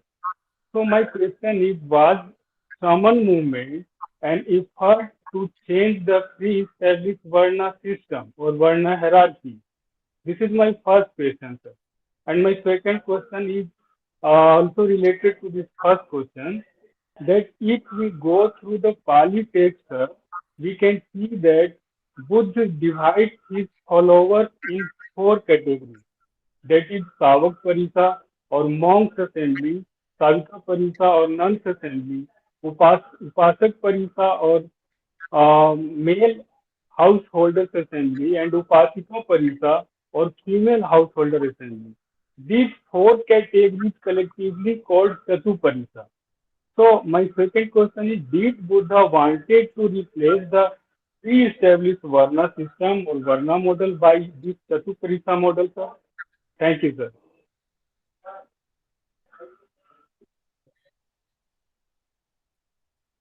Whether I have understood you, because I'm, I mean,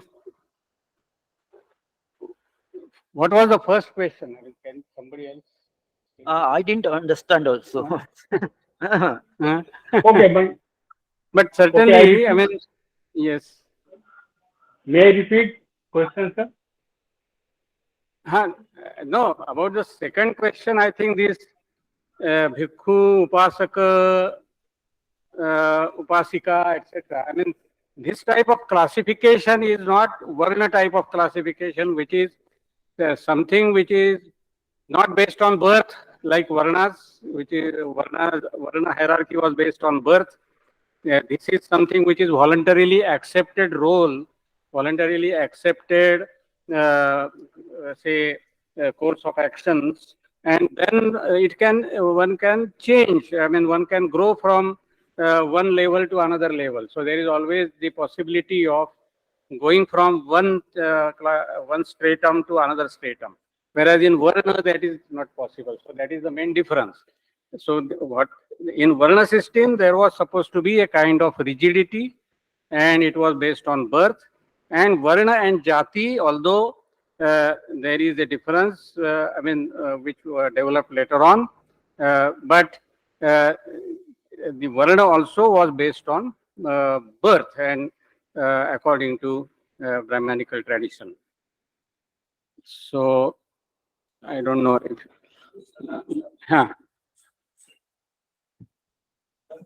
Please hold the mic.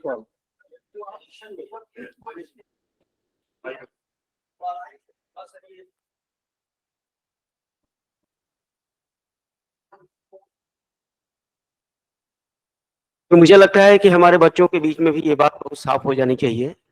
अभी आपने कहा है, कौन सा ऐसा Brahminical tradition का text है, Brahminical tradition का कौन सा ऐसा टेक्स्ट है जो वर्ण की व्यवस्था को कहता है कि ये जातिगत व्यवस्था है, बर्थ के आधार पर है, जन्म के आधार पर वर्ण की व्यवस्था किस शास्त्र में, ब्राह्मणिकल शास्त्र में है? क्योंकि जो जहां तक मेरी जानकारी है, छोटी जानकारी है, ऋग्वेद के पूर्व सूक्त में जब ये आया, चातुर्य वर्ण मया सिस्टम गुण कर्म विभागशः है, शब्द वहां गुण और कर्म दो है। भगवत गीता में जब में आया तो चातुर्य वर्ण मया सिस्टम गुण कर्म विभागशः। तो जो टेक्स्ट हमको ब्राह्मणिकल ट्रेडिशन के मिलते थे, तो उस ब्राह्मणिकल ट्रेडिशन के टेक्स्ट में एक आधार है कर्म का, दूसरा आधार है गुण का। ये जन्म का आधार किससे संबंधित अगर कहीं किसी टेक्स्ट में ब्राह्मणिकल ट्रेडिशन में अगर आपको मिलता हो कि वर्ण की व्यवस्था जन्म पर आधारित थी, तो सर हमारे ज्ञान का संवर्धन कीजिए please. It's very easy to defend these questions. So thank you. It is, of course, it is a common question which is raised many times, and personally, I hold that. How to interpret the Gita? Now, other texts are also, of course, they are there like Manusmriti and Smriti texts, where it is said that it is according to birth. That is, one is birth is a necessary condition, not the sufficient condition. Particularly for Brahminhood, it is not that who is born in a Brahmin family immediately will be recognized as a Brahmin. He will be recognized as a Brahmin only after, say, through Upanayana Samskara. But Upanayana Samskara of a particular can be done with reference to three Varnas in three different ways. And in a Brahmin family and Upanayana Samskara is made of a particular kind, then he will be a full-fledged Brahmin. So birth is a necessary condition. Yes. That is what I'm saying. Dvija means three varnas, three varnas, three varnas. Dvija means three varnas. Huh? So every, I mean, when if one is born as a in a Brahmin family, then a particular form of Upanayana Sanskar was there. There was always difference between details of Upanayana Sanskara which is to be performed with reference to a Brahmin boy and a Kshatriya boy and a Vaishya boy. So that difference was maintained so that later on one should not say that because I have undergone Upanayana Sanskara, although I am born in a Vaishya family, I am a Brahmin now. One cannot say like that. Okay. So birth in a Brahmin family is a necessary condition. That is what I am saying. It is not the sufficient condition, but it is a necessary condition. Now, in the Gita, there are statements of this kind where in the mouth of the Lord Vishnu, Lord Krishna, that I have created Chaturvarnya, taking into account the division of guna and karma. So how to understand guna and karma there? So depending upon the commentaries, for example, Shankaracharya in his Gita Bhashya, he talks about gunas as sattva rajas tamas. So one is born with certain guna combination, and that is a kind of presupposition. I mean, they will say that I know that, and one is born in a Brahmin family because one holds such and such combination of qualities, such as sattva rajas tamas. So sattvika persons, those who are born in Brahmin family are by birth they are sattvika, and so on and so forth. But that becomes in our case that becomes just a matter of presupposition. In the same Gita, there are other statements where it is said that that sahajam karma kaunteya sadosham api natyaje sarvarambha hi doshena dhume nagnirivavrta. So whatever karma is sahaja, it is born with you. So by birth you are assigned certain karma, certain actions, and even if they are defective, suppose you think that no, this karma is assigned to me, but there are so many defects in it, so I will not follow it. That is not proper. Even if it is sadosha, you have to follow it. So that clearly implies that the kind of profession, the kind of livelihood that one has to follow should be something which is given by birth.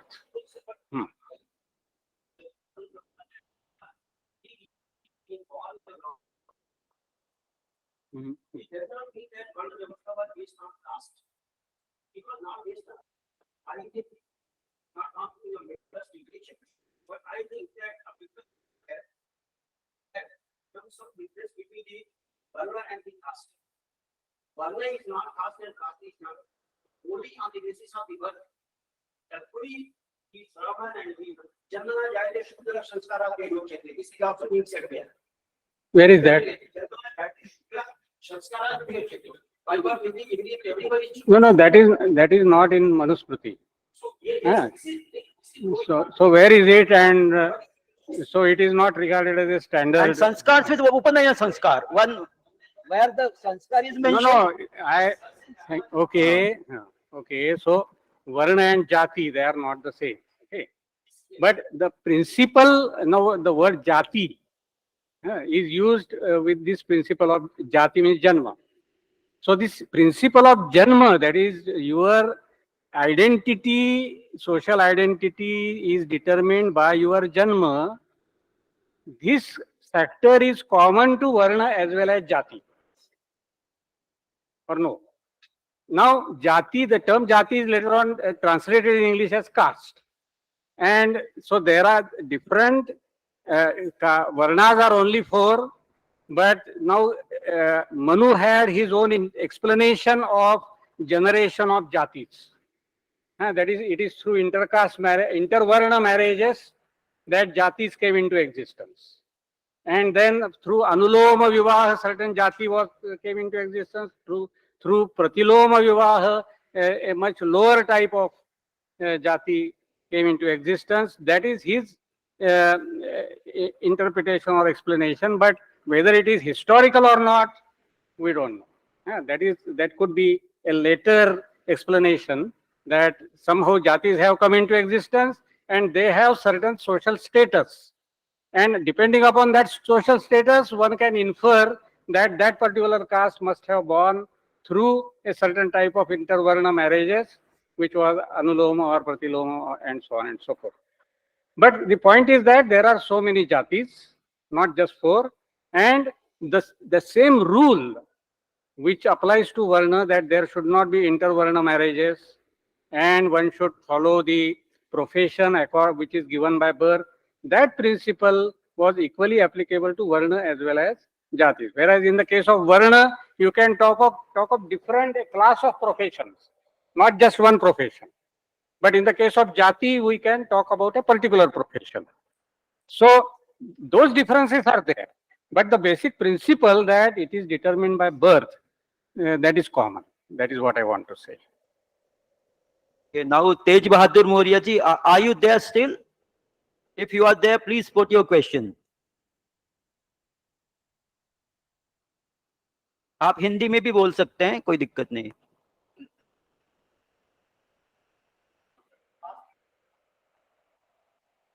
आवाज नहीं आ रही है तेज Bahadur ji.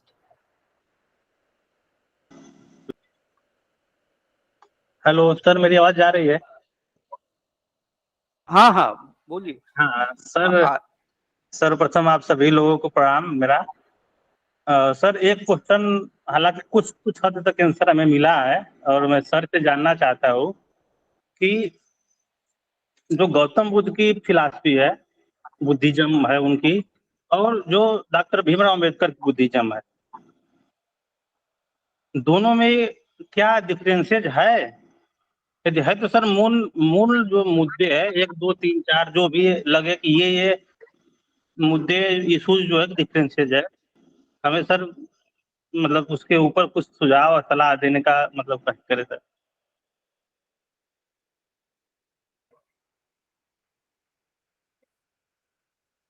So, I mean, personally, I feel that there are differences between what is original Buddhism. This can itself be a controversial question. But insofar as Buddhism that is given in Pali text, in Tipitaka, and the way it is interpreted traditionally, and the main source of Ambedkar Pali text, mainly in their translations. But he had some doubts about some of the doctrines of traditional Buddhism, and he raised those doubts in the introduction to his work, The Buddha and His Dhamma, about the say bodhisattvas, leaving the house and going for parivrajya. What could be the reasons for that, and what can be the status of Four Noble Truths, and how can we talk about karma and rebirth when we don't accept Atman at all?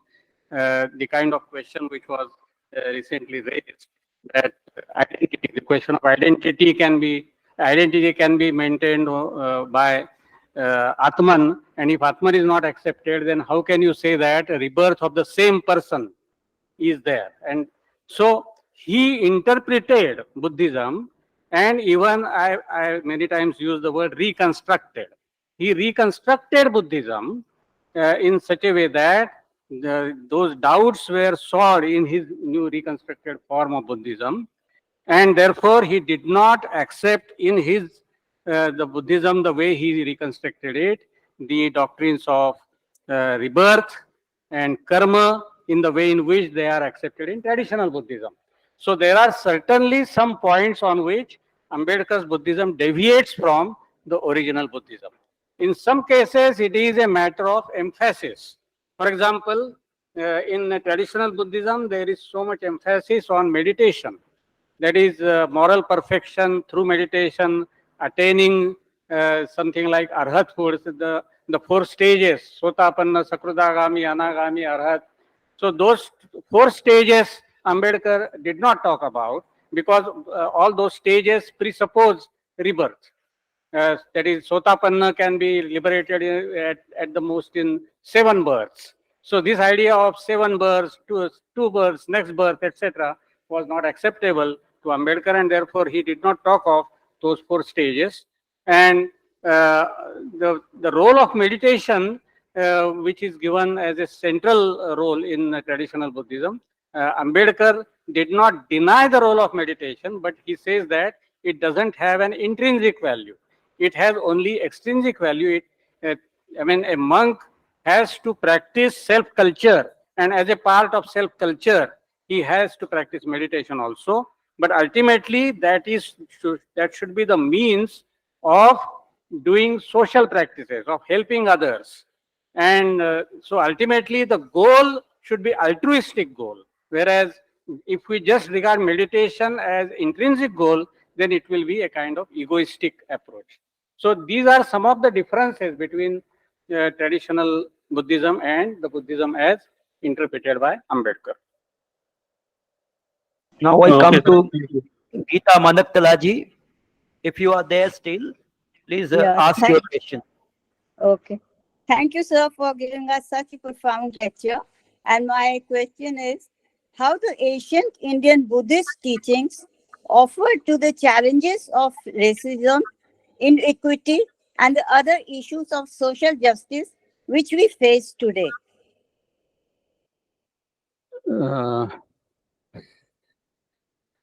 It is in a way a kind of hypothetical question.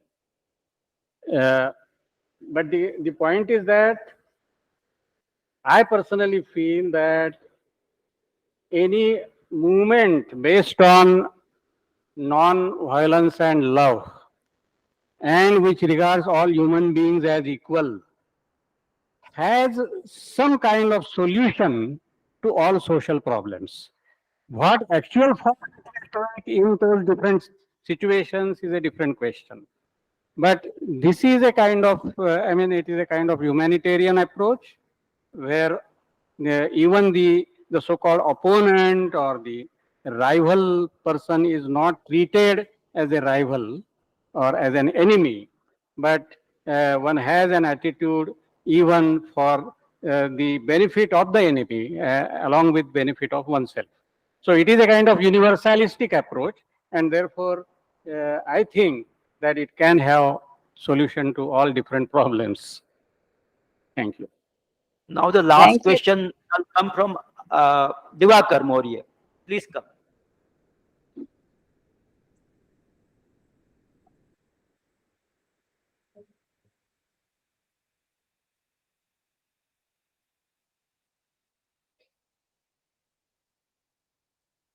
Good afternoon, sir. I am Diwakar Maurya, research scholar. So my question is very fundamental and basic. That in what way we can take social justice for India? Because after 75 years of independence, what we are witnessing in India, social justice means appeasement of certain class in society, and afterward they get polarized and they get exploited by the political power. Social justice is like a political unjust. Instrument has become a political unjust for India nowadays. So I want to ask first that if can Buddhism has any remedy or alternative through which we can resolve this contemporary situation? First question. And second, sir, as the theme of this lecture was Buddhism and social justice. But there are some instances in the life of Buddhism, Buddha's own life. Firstly, women were not allowed. Afterward, when they were allowed, he said that now the Sangha will run for 500 years. Prior, he says 1,000 years. So why there was subsequent decrease in his prediction? It's just an instance because most of the people who are present here are well acknowledged persons. So I am just establishing the ground through the instances of Buddha and his life. But the one of the thing we take into our perception that there was in Brahmanical culture, there is an authority of Brahman and Vedas. But on the other side, what we see in Buddha's path, he has not answered the common questions of a common people. Common questions is God exist? He was silent. Whether no, he was silent. Most of the question which a common man can raise were those four questions, but he remained silent. And he preached, he shared all his insightful intellectual perspective and all other teachings to those who were previously in other discipline. They were associated with some other cultures. Through sermons to the last Maha Abhinishkaman, to last Mahaparinirvan, we don't see any of the devotees who were from common background or class who was attached to him.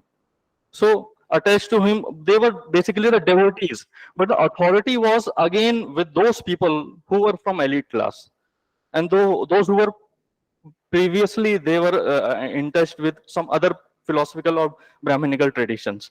So can we justify that Buddhism can be equated with social justice? Because Buddha ने तो शायद आध्यात्मिक न्याय ही नहीं किया है कुछ अर्थों में, तो हम उसे सामाजिक न्याय में किस तरह स्थापित कर सकते हैं? धन्यवाद.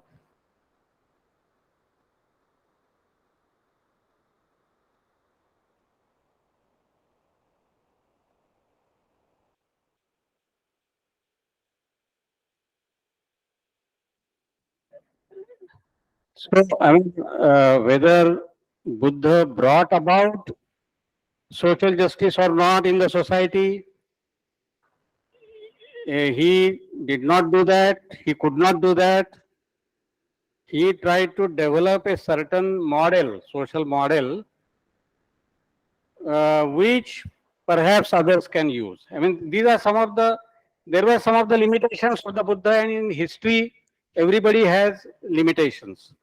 Even in the case of women's liberation, he took some progressive step. I mean, he agreed that there can be a Sangha of women, but at the same time, there were some practical issues, and that is how Ambedkar also, I mean, Ambedkar also must have faced this problem that what you are raising, that I mean, he does not mention these problems, that Buddha, that the Sangha will remain only for 500 years, etc., etc.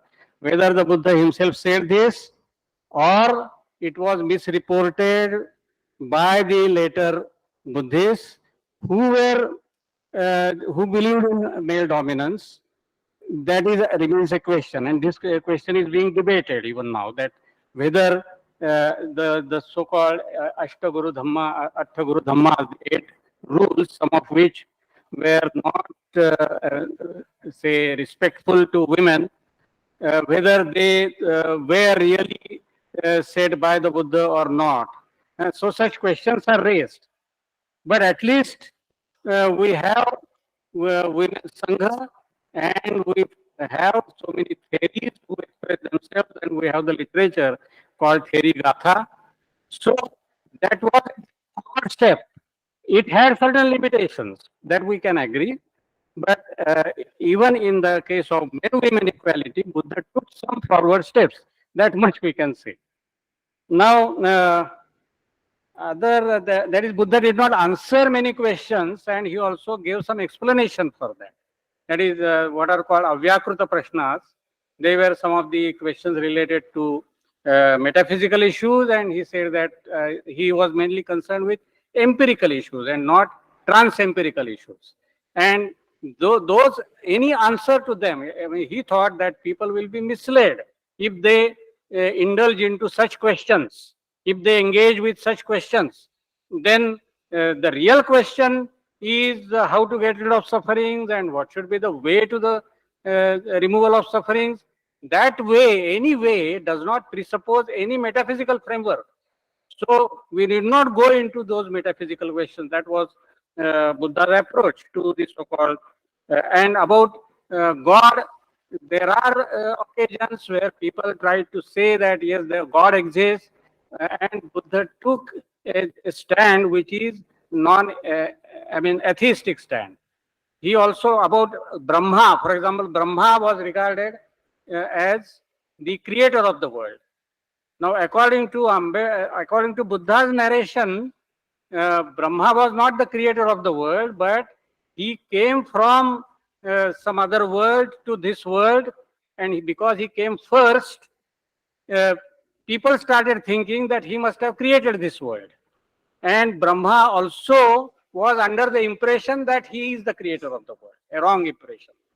So, in a way, this is a denial of the creatorhood of Brahma as the God.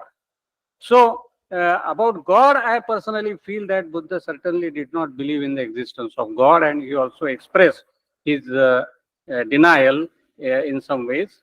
And of course, later on in Buddhism, we find many arguments advanced against existence of God, against the Nyaya theism, and so on and so forth. So these are some of the responses. I don't know whether I have answered all the questions. Yes. Yes. He asked about the modern problem of injustice in India. Can Buddhism provide an answer? No, whether Buddha provides an answer. The question is whether you follow that answer. Yeah, there are many answers are there, and they are only in words, and people express those answers. But that is not sufficient. Sir, good afternoon, sir.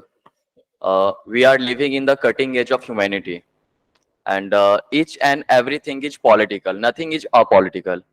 So my question is, if Buddha ever ran for political office in this era, what would be his platform? Thank you.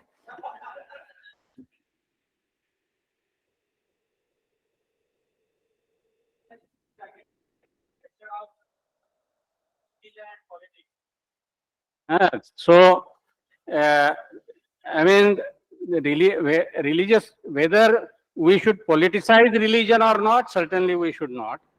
But in politics, whether certain important basic religious principles are to be introduced and they should govern our political decision making or not, I think it is necessary. So, I think that's all. Yeah. I think we have had enough questions now. So now I would request the chairperson of this lecture, Professor Vimlendra Kumar, to please come over and give his presidential remarks.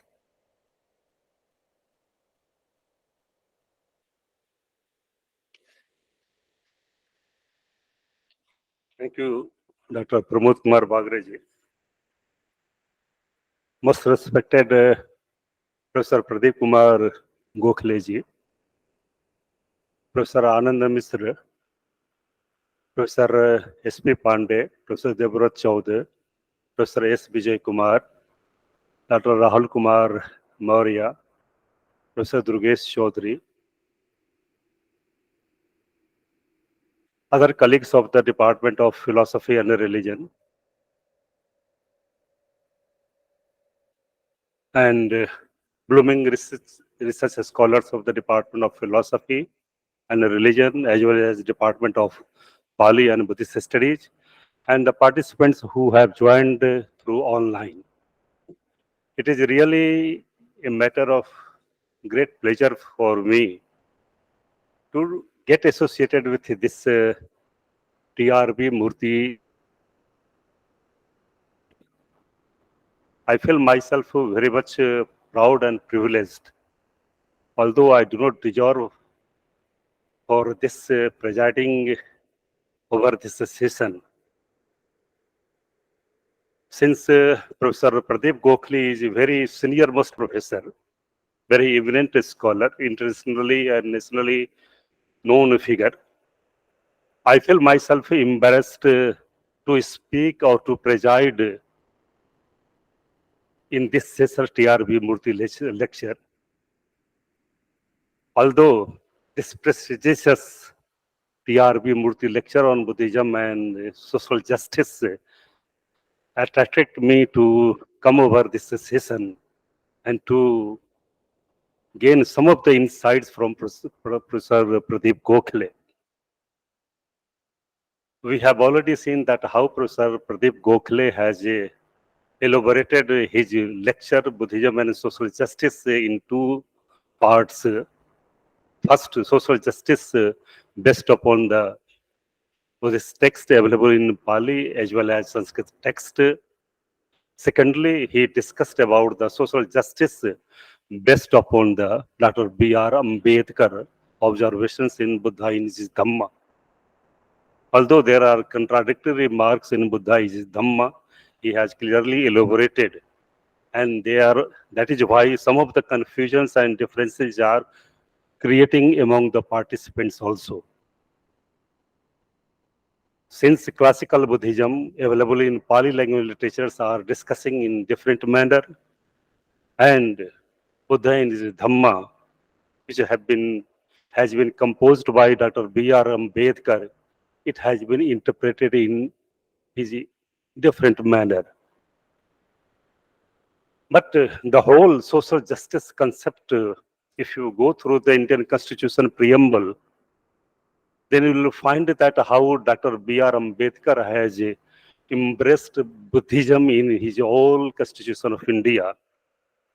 The preamble of Constitution of India says that we, the people of India, having solemnly resolved to constitute India into socialist democratic republic and to secure all citizens justice, liberty, fraternity, equality. These are the four aspects which has been given in Constitution of India preamble.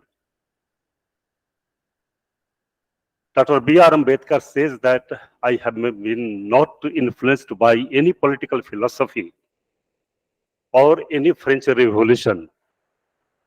He accepts that I have been influenced by only my master, the Blessed One, the Buddha. And whatever the Constitution of India he has drafted, it is mainly based upon the principles of Buddhism also. So the whole preamble says or speaks about the whole contents of the things. As regards the justice, when Dr. Professor Pradeep Gokhale was talking about it, in the preamble of Constitution of India, it is said that justice related with the social, economic, and political. There are only three aspects which has been given in the constitutions. When he is writing about the liberty, he is talking about the liberty of freedom of expression or freedom of thought. When he is talking about the equality, he is talking about the equality related with the all human personalities.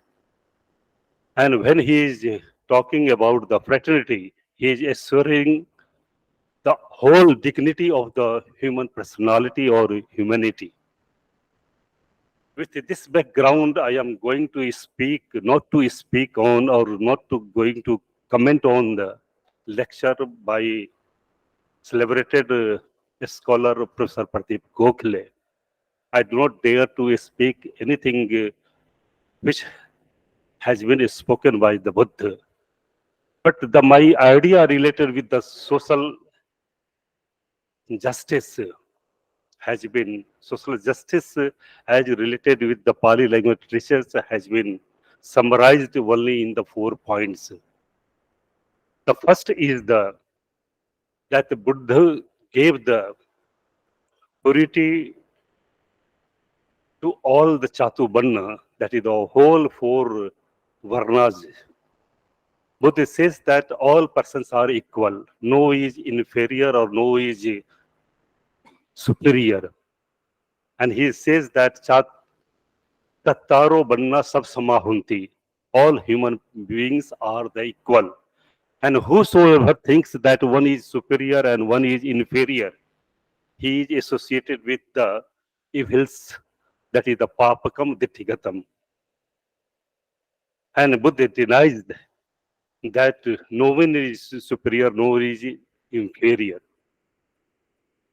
And he gave the teachings related to that all human beings related with the 4 Varnas, Brahmanas, Kshatriyas, Sudras, and Kshatriyas.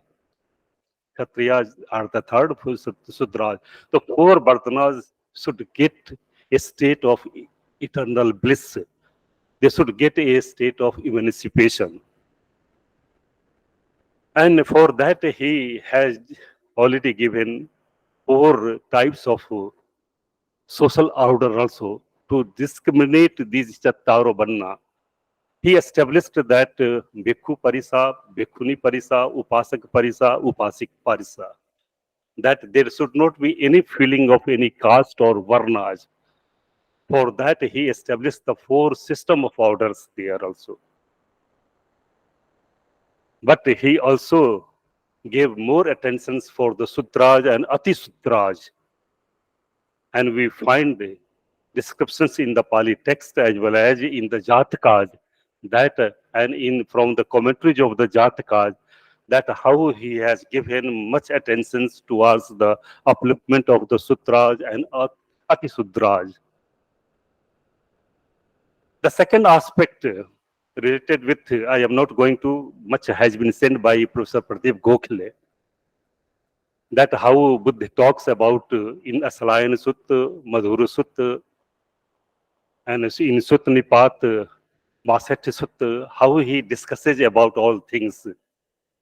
And he says that all, just like the small rivers coming into a single river, that is the sea, in the same way, the all castes are coming into single river called as, that is the humanity river.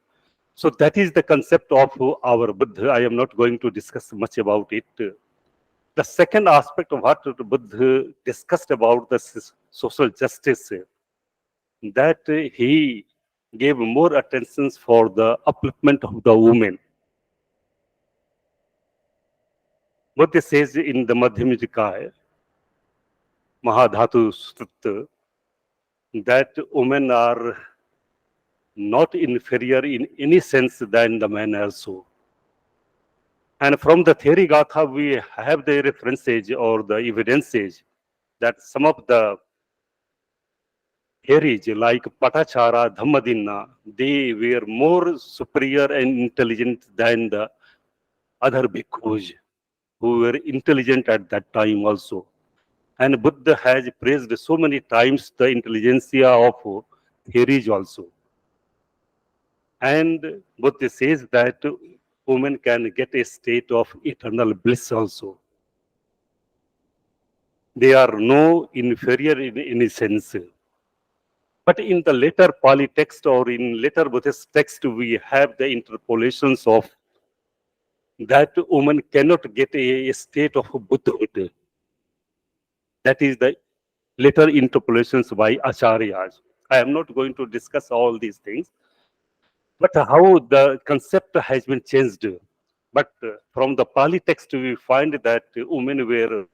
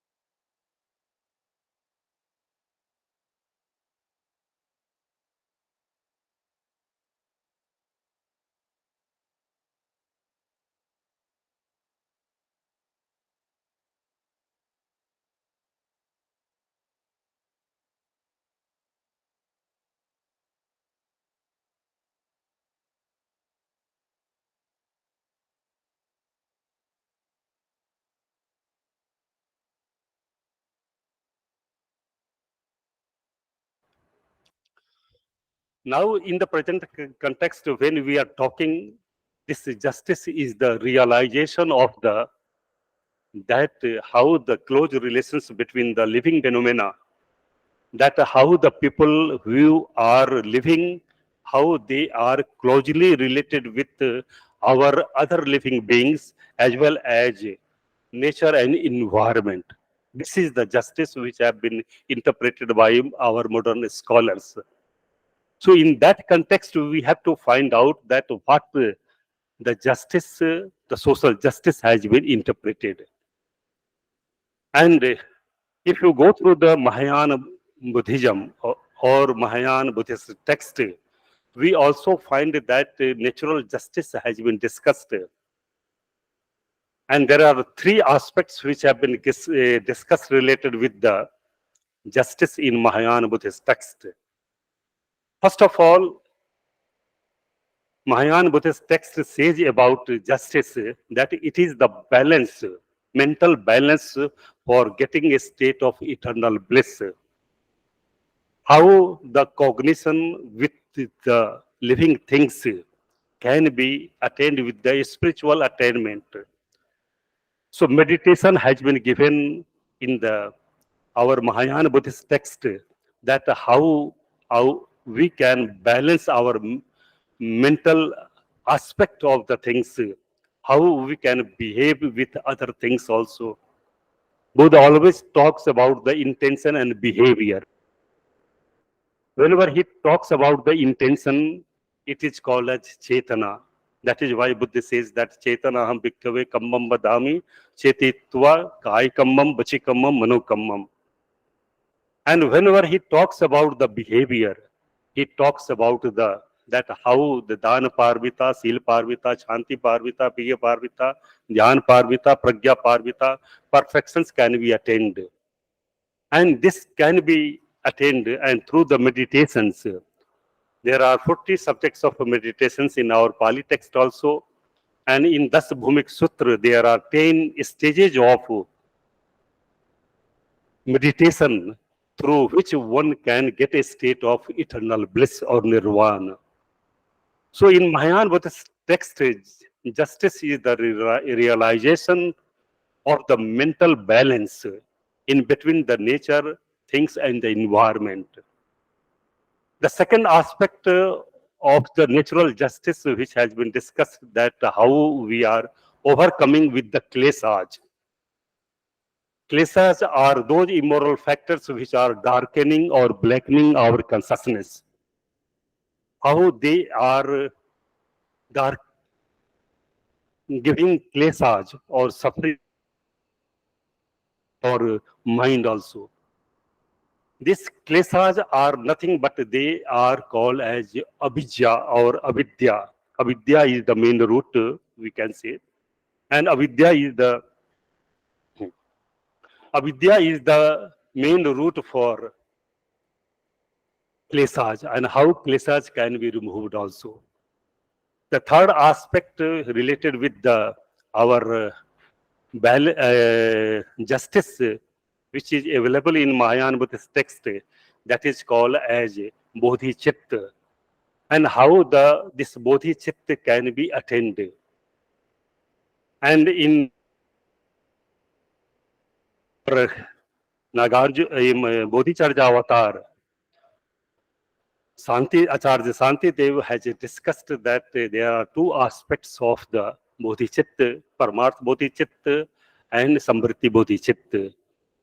Through the Paramartha bodhicitta, there is a cognizance of the things that all things are subject to impermanence, all things are subject to suffering, and all dhammas are subject to soulless. In another way, it is the realization of emptiness. And second aspect, that is the Samvriti bodhisattva, Samvriti bodhicitta.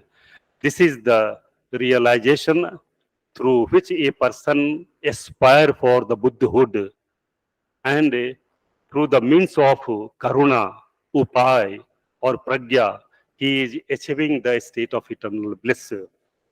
So this is the nature, and whenever Professor Pradeep Gokhale was discussing about how in Madhyama Karika, Acharya Nagarjuna has discussed about the three aspects of the Pratitya Samutpada.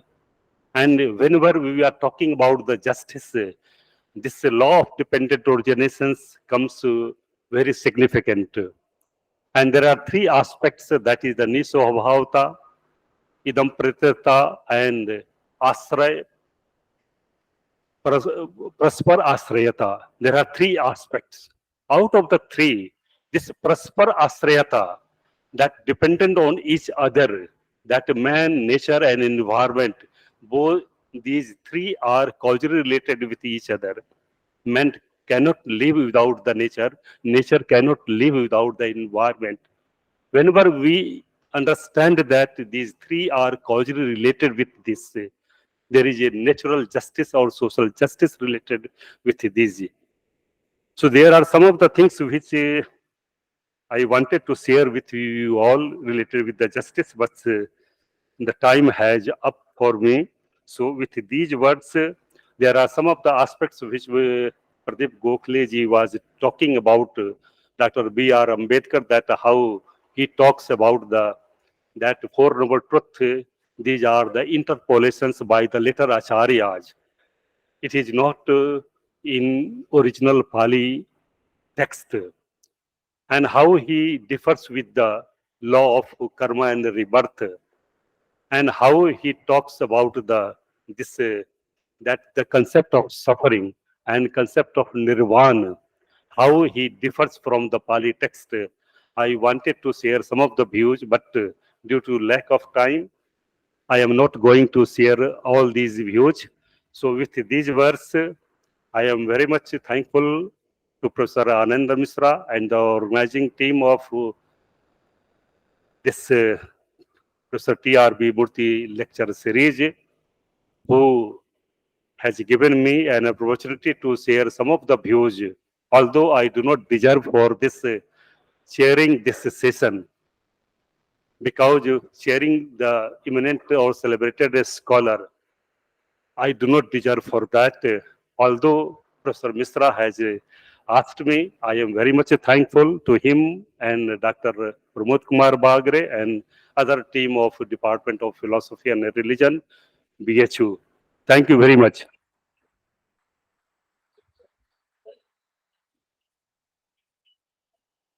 First of all, apologies for interrupting you. Now we have come to an end of this lecture. I would request Dr. Rahul Kumar Moria to please come and propose a vote of thanks.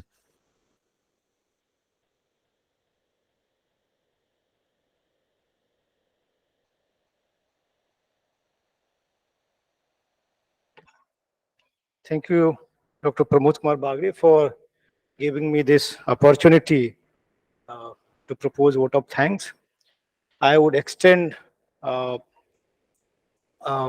thankfulness to the speaker of this session, Professor Pradeep Kumar Gokhale, who has traveled from Pune to this university in this hot weather, and he has spoken on such a important issue and dealt on this issue in detail, in a way, looking back how Buddhist philosophy can be seen in terms of answering the important issue in our time, that is social justice. So thank you so much, sir, for taking time out and joining us today to speak in detail. And the way you have taken a lot of questions and patiently answering them, I think the audience has immensely benefited from your lecture and responses. So thanks again for delivering such a fascinating talk on this important topic. I would also like to thank chair of this lecture, Professor Bimlendra Kumar, who has made detailed remarks from the Pali sources on the same concern and issues. So I would also like to thank to Chair Professor Bimlendra Kumar, who has also, even though there was a paucity of time, and yet he spoke on many of the important aspects. I would also like to extend my thankfulness to the head of the department, Professor Anand Miss, who has been very kind to have these academic activities going on and taking this important topic and invite Professor Pradeep Kumar Gokhale, who is really a living authority on Buddhist philosophy today. So I can't thank you enough, sir, for inviting Professor Gokhale and having such important topic before us. Next, I would also like to extend my thankfulness to all the professors who are available here, who were present here offline and online. I would like to name them: Professor S. Vijay Kumar, Professor Devrat Chobe, Professor S.P. Pandey. Some of professors have left. Professor S.P. Dubey was also here. Professor Geeta Manaktala, Professor H.S. Prasad joined earlier. Professor R.K. Jha, Professor Ganesh Prasad Das, Dr. Alok Tandon, Professor Daniel Rave, Dr. Shruti Mishra, Dr. Baleshwar Prasad Yadav, Dr. Kalpana Yadav, Dr. Sailen Singh from Pali and Buddhist Studies, and Professor Durgesh Chaudhary, Dr. Jai Singh, Dr. Vivek Pandey, and Dr. Yogesh Umale from Linguistic Studies. So I would extend thankfulness to all these professors who have spared time and joined us today.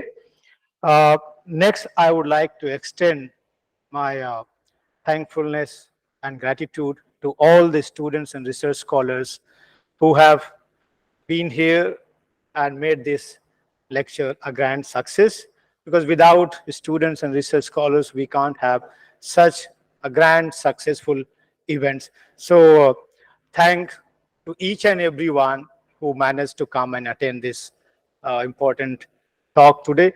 And in the last, I would like to extend my thankfulness to the convener of this talk, Dr. Pramod Kumar Bagre, who has successfully conducted this lecture. So thank you once and all to each and everyone. Thank you.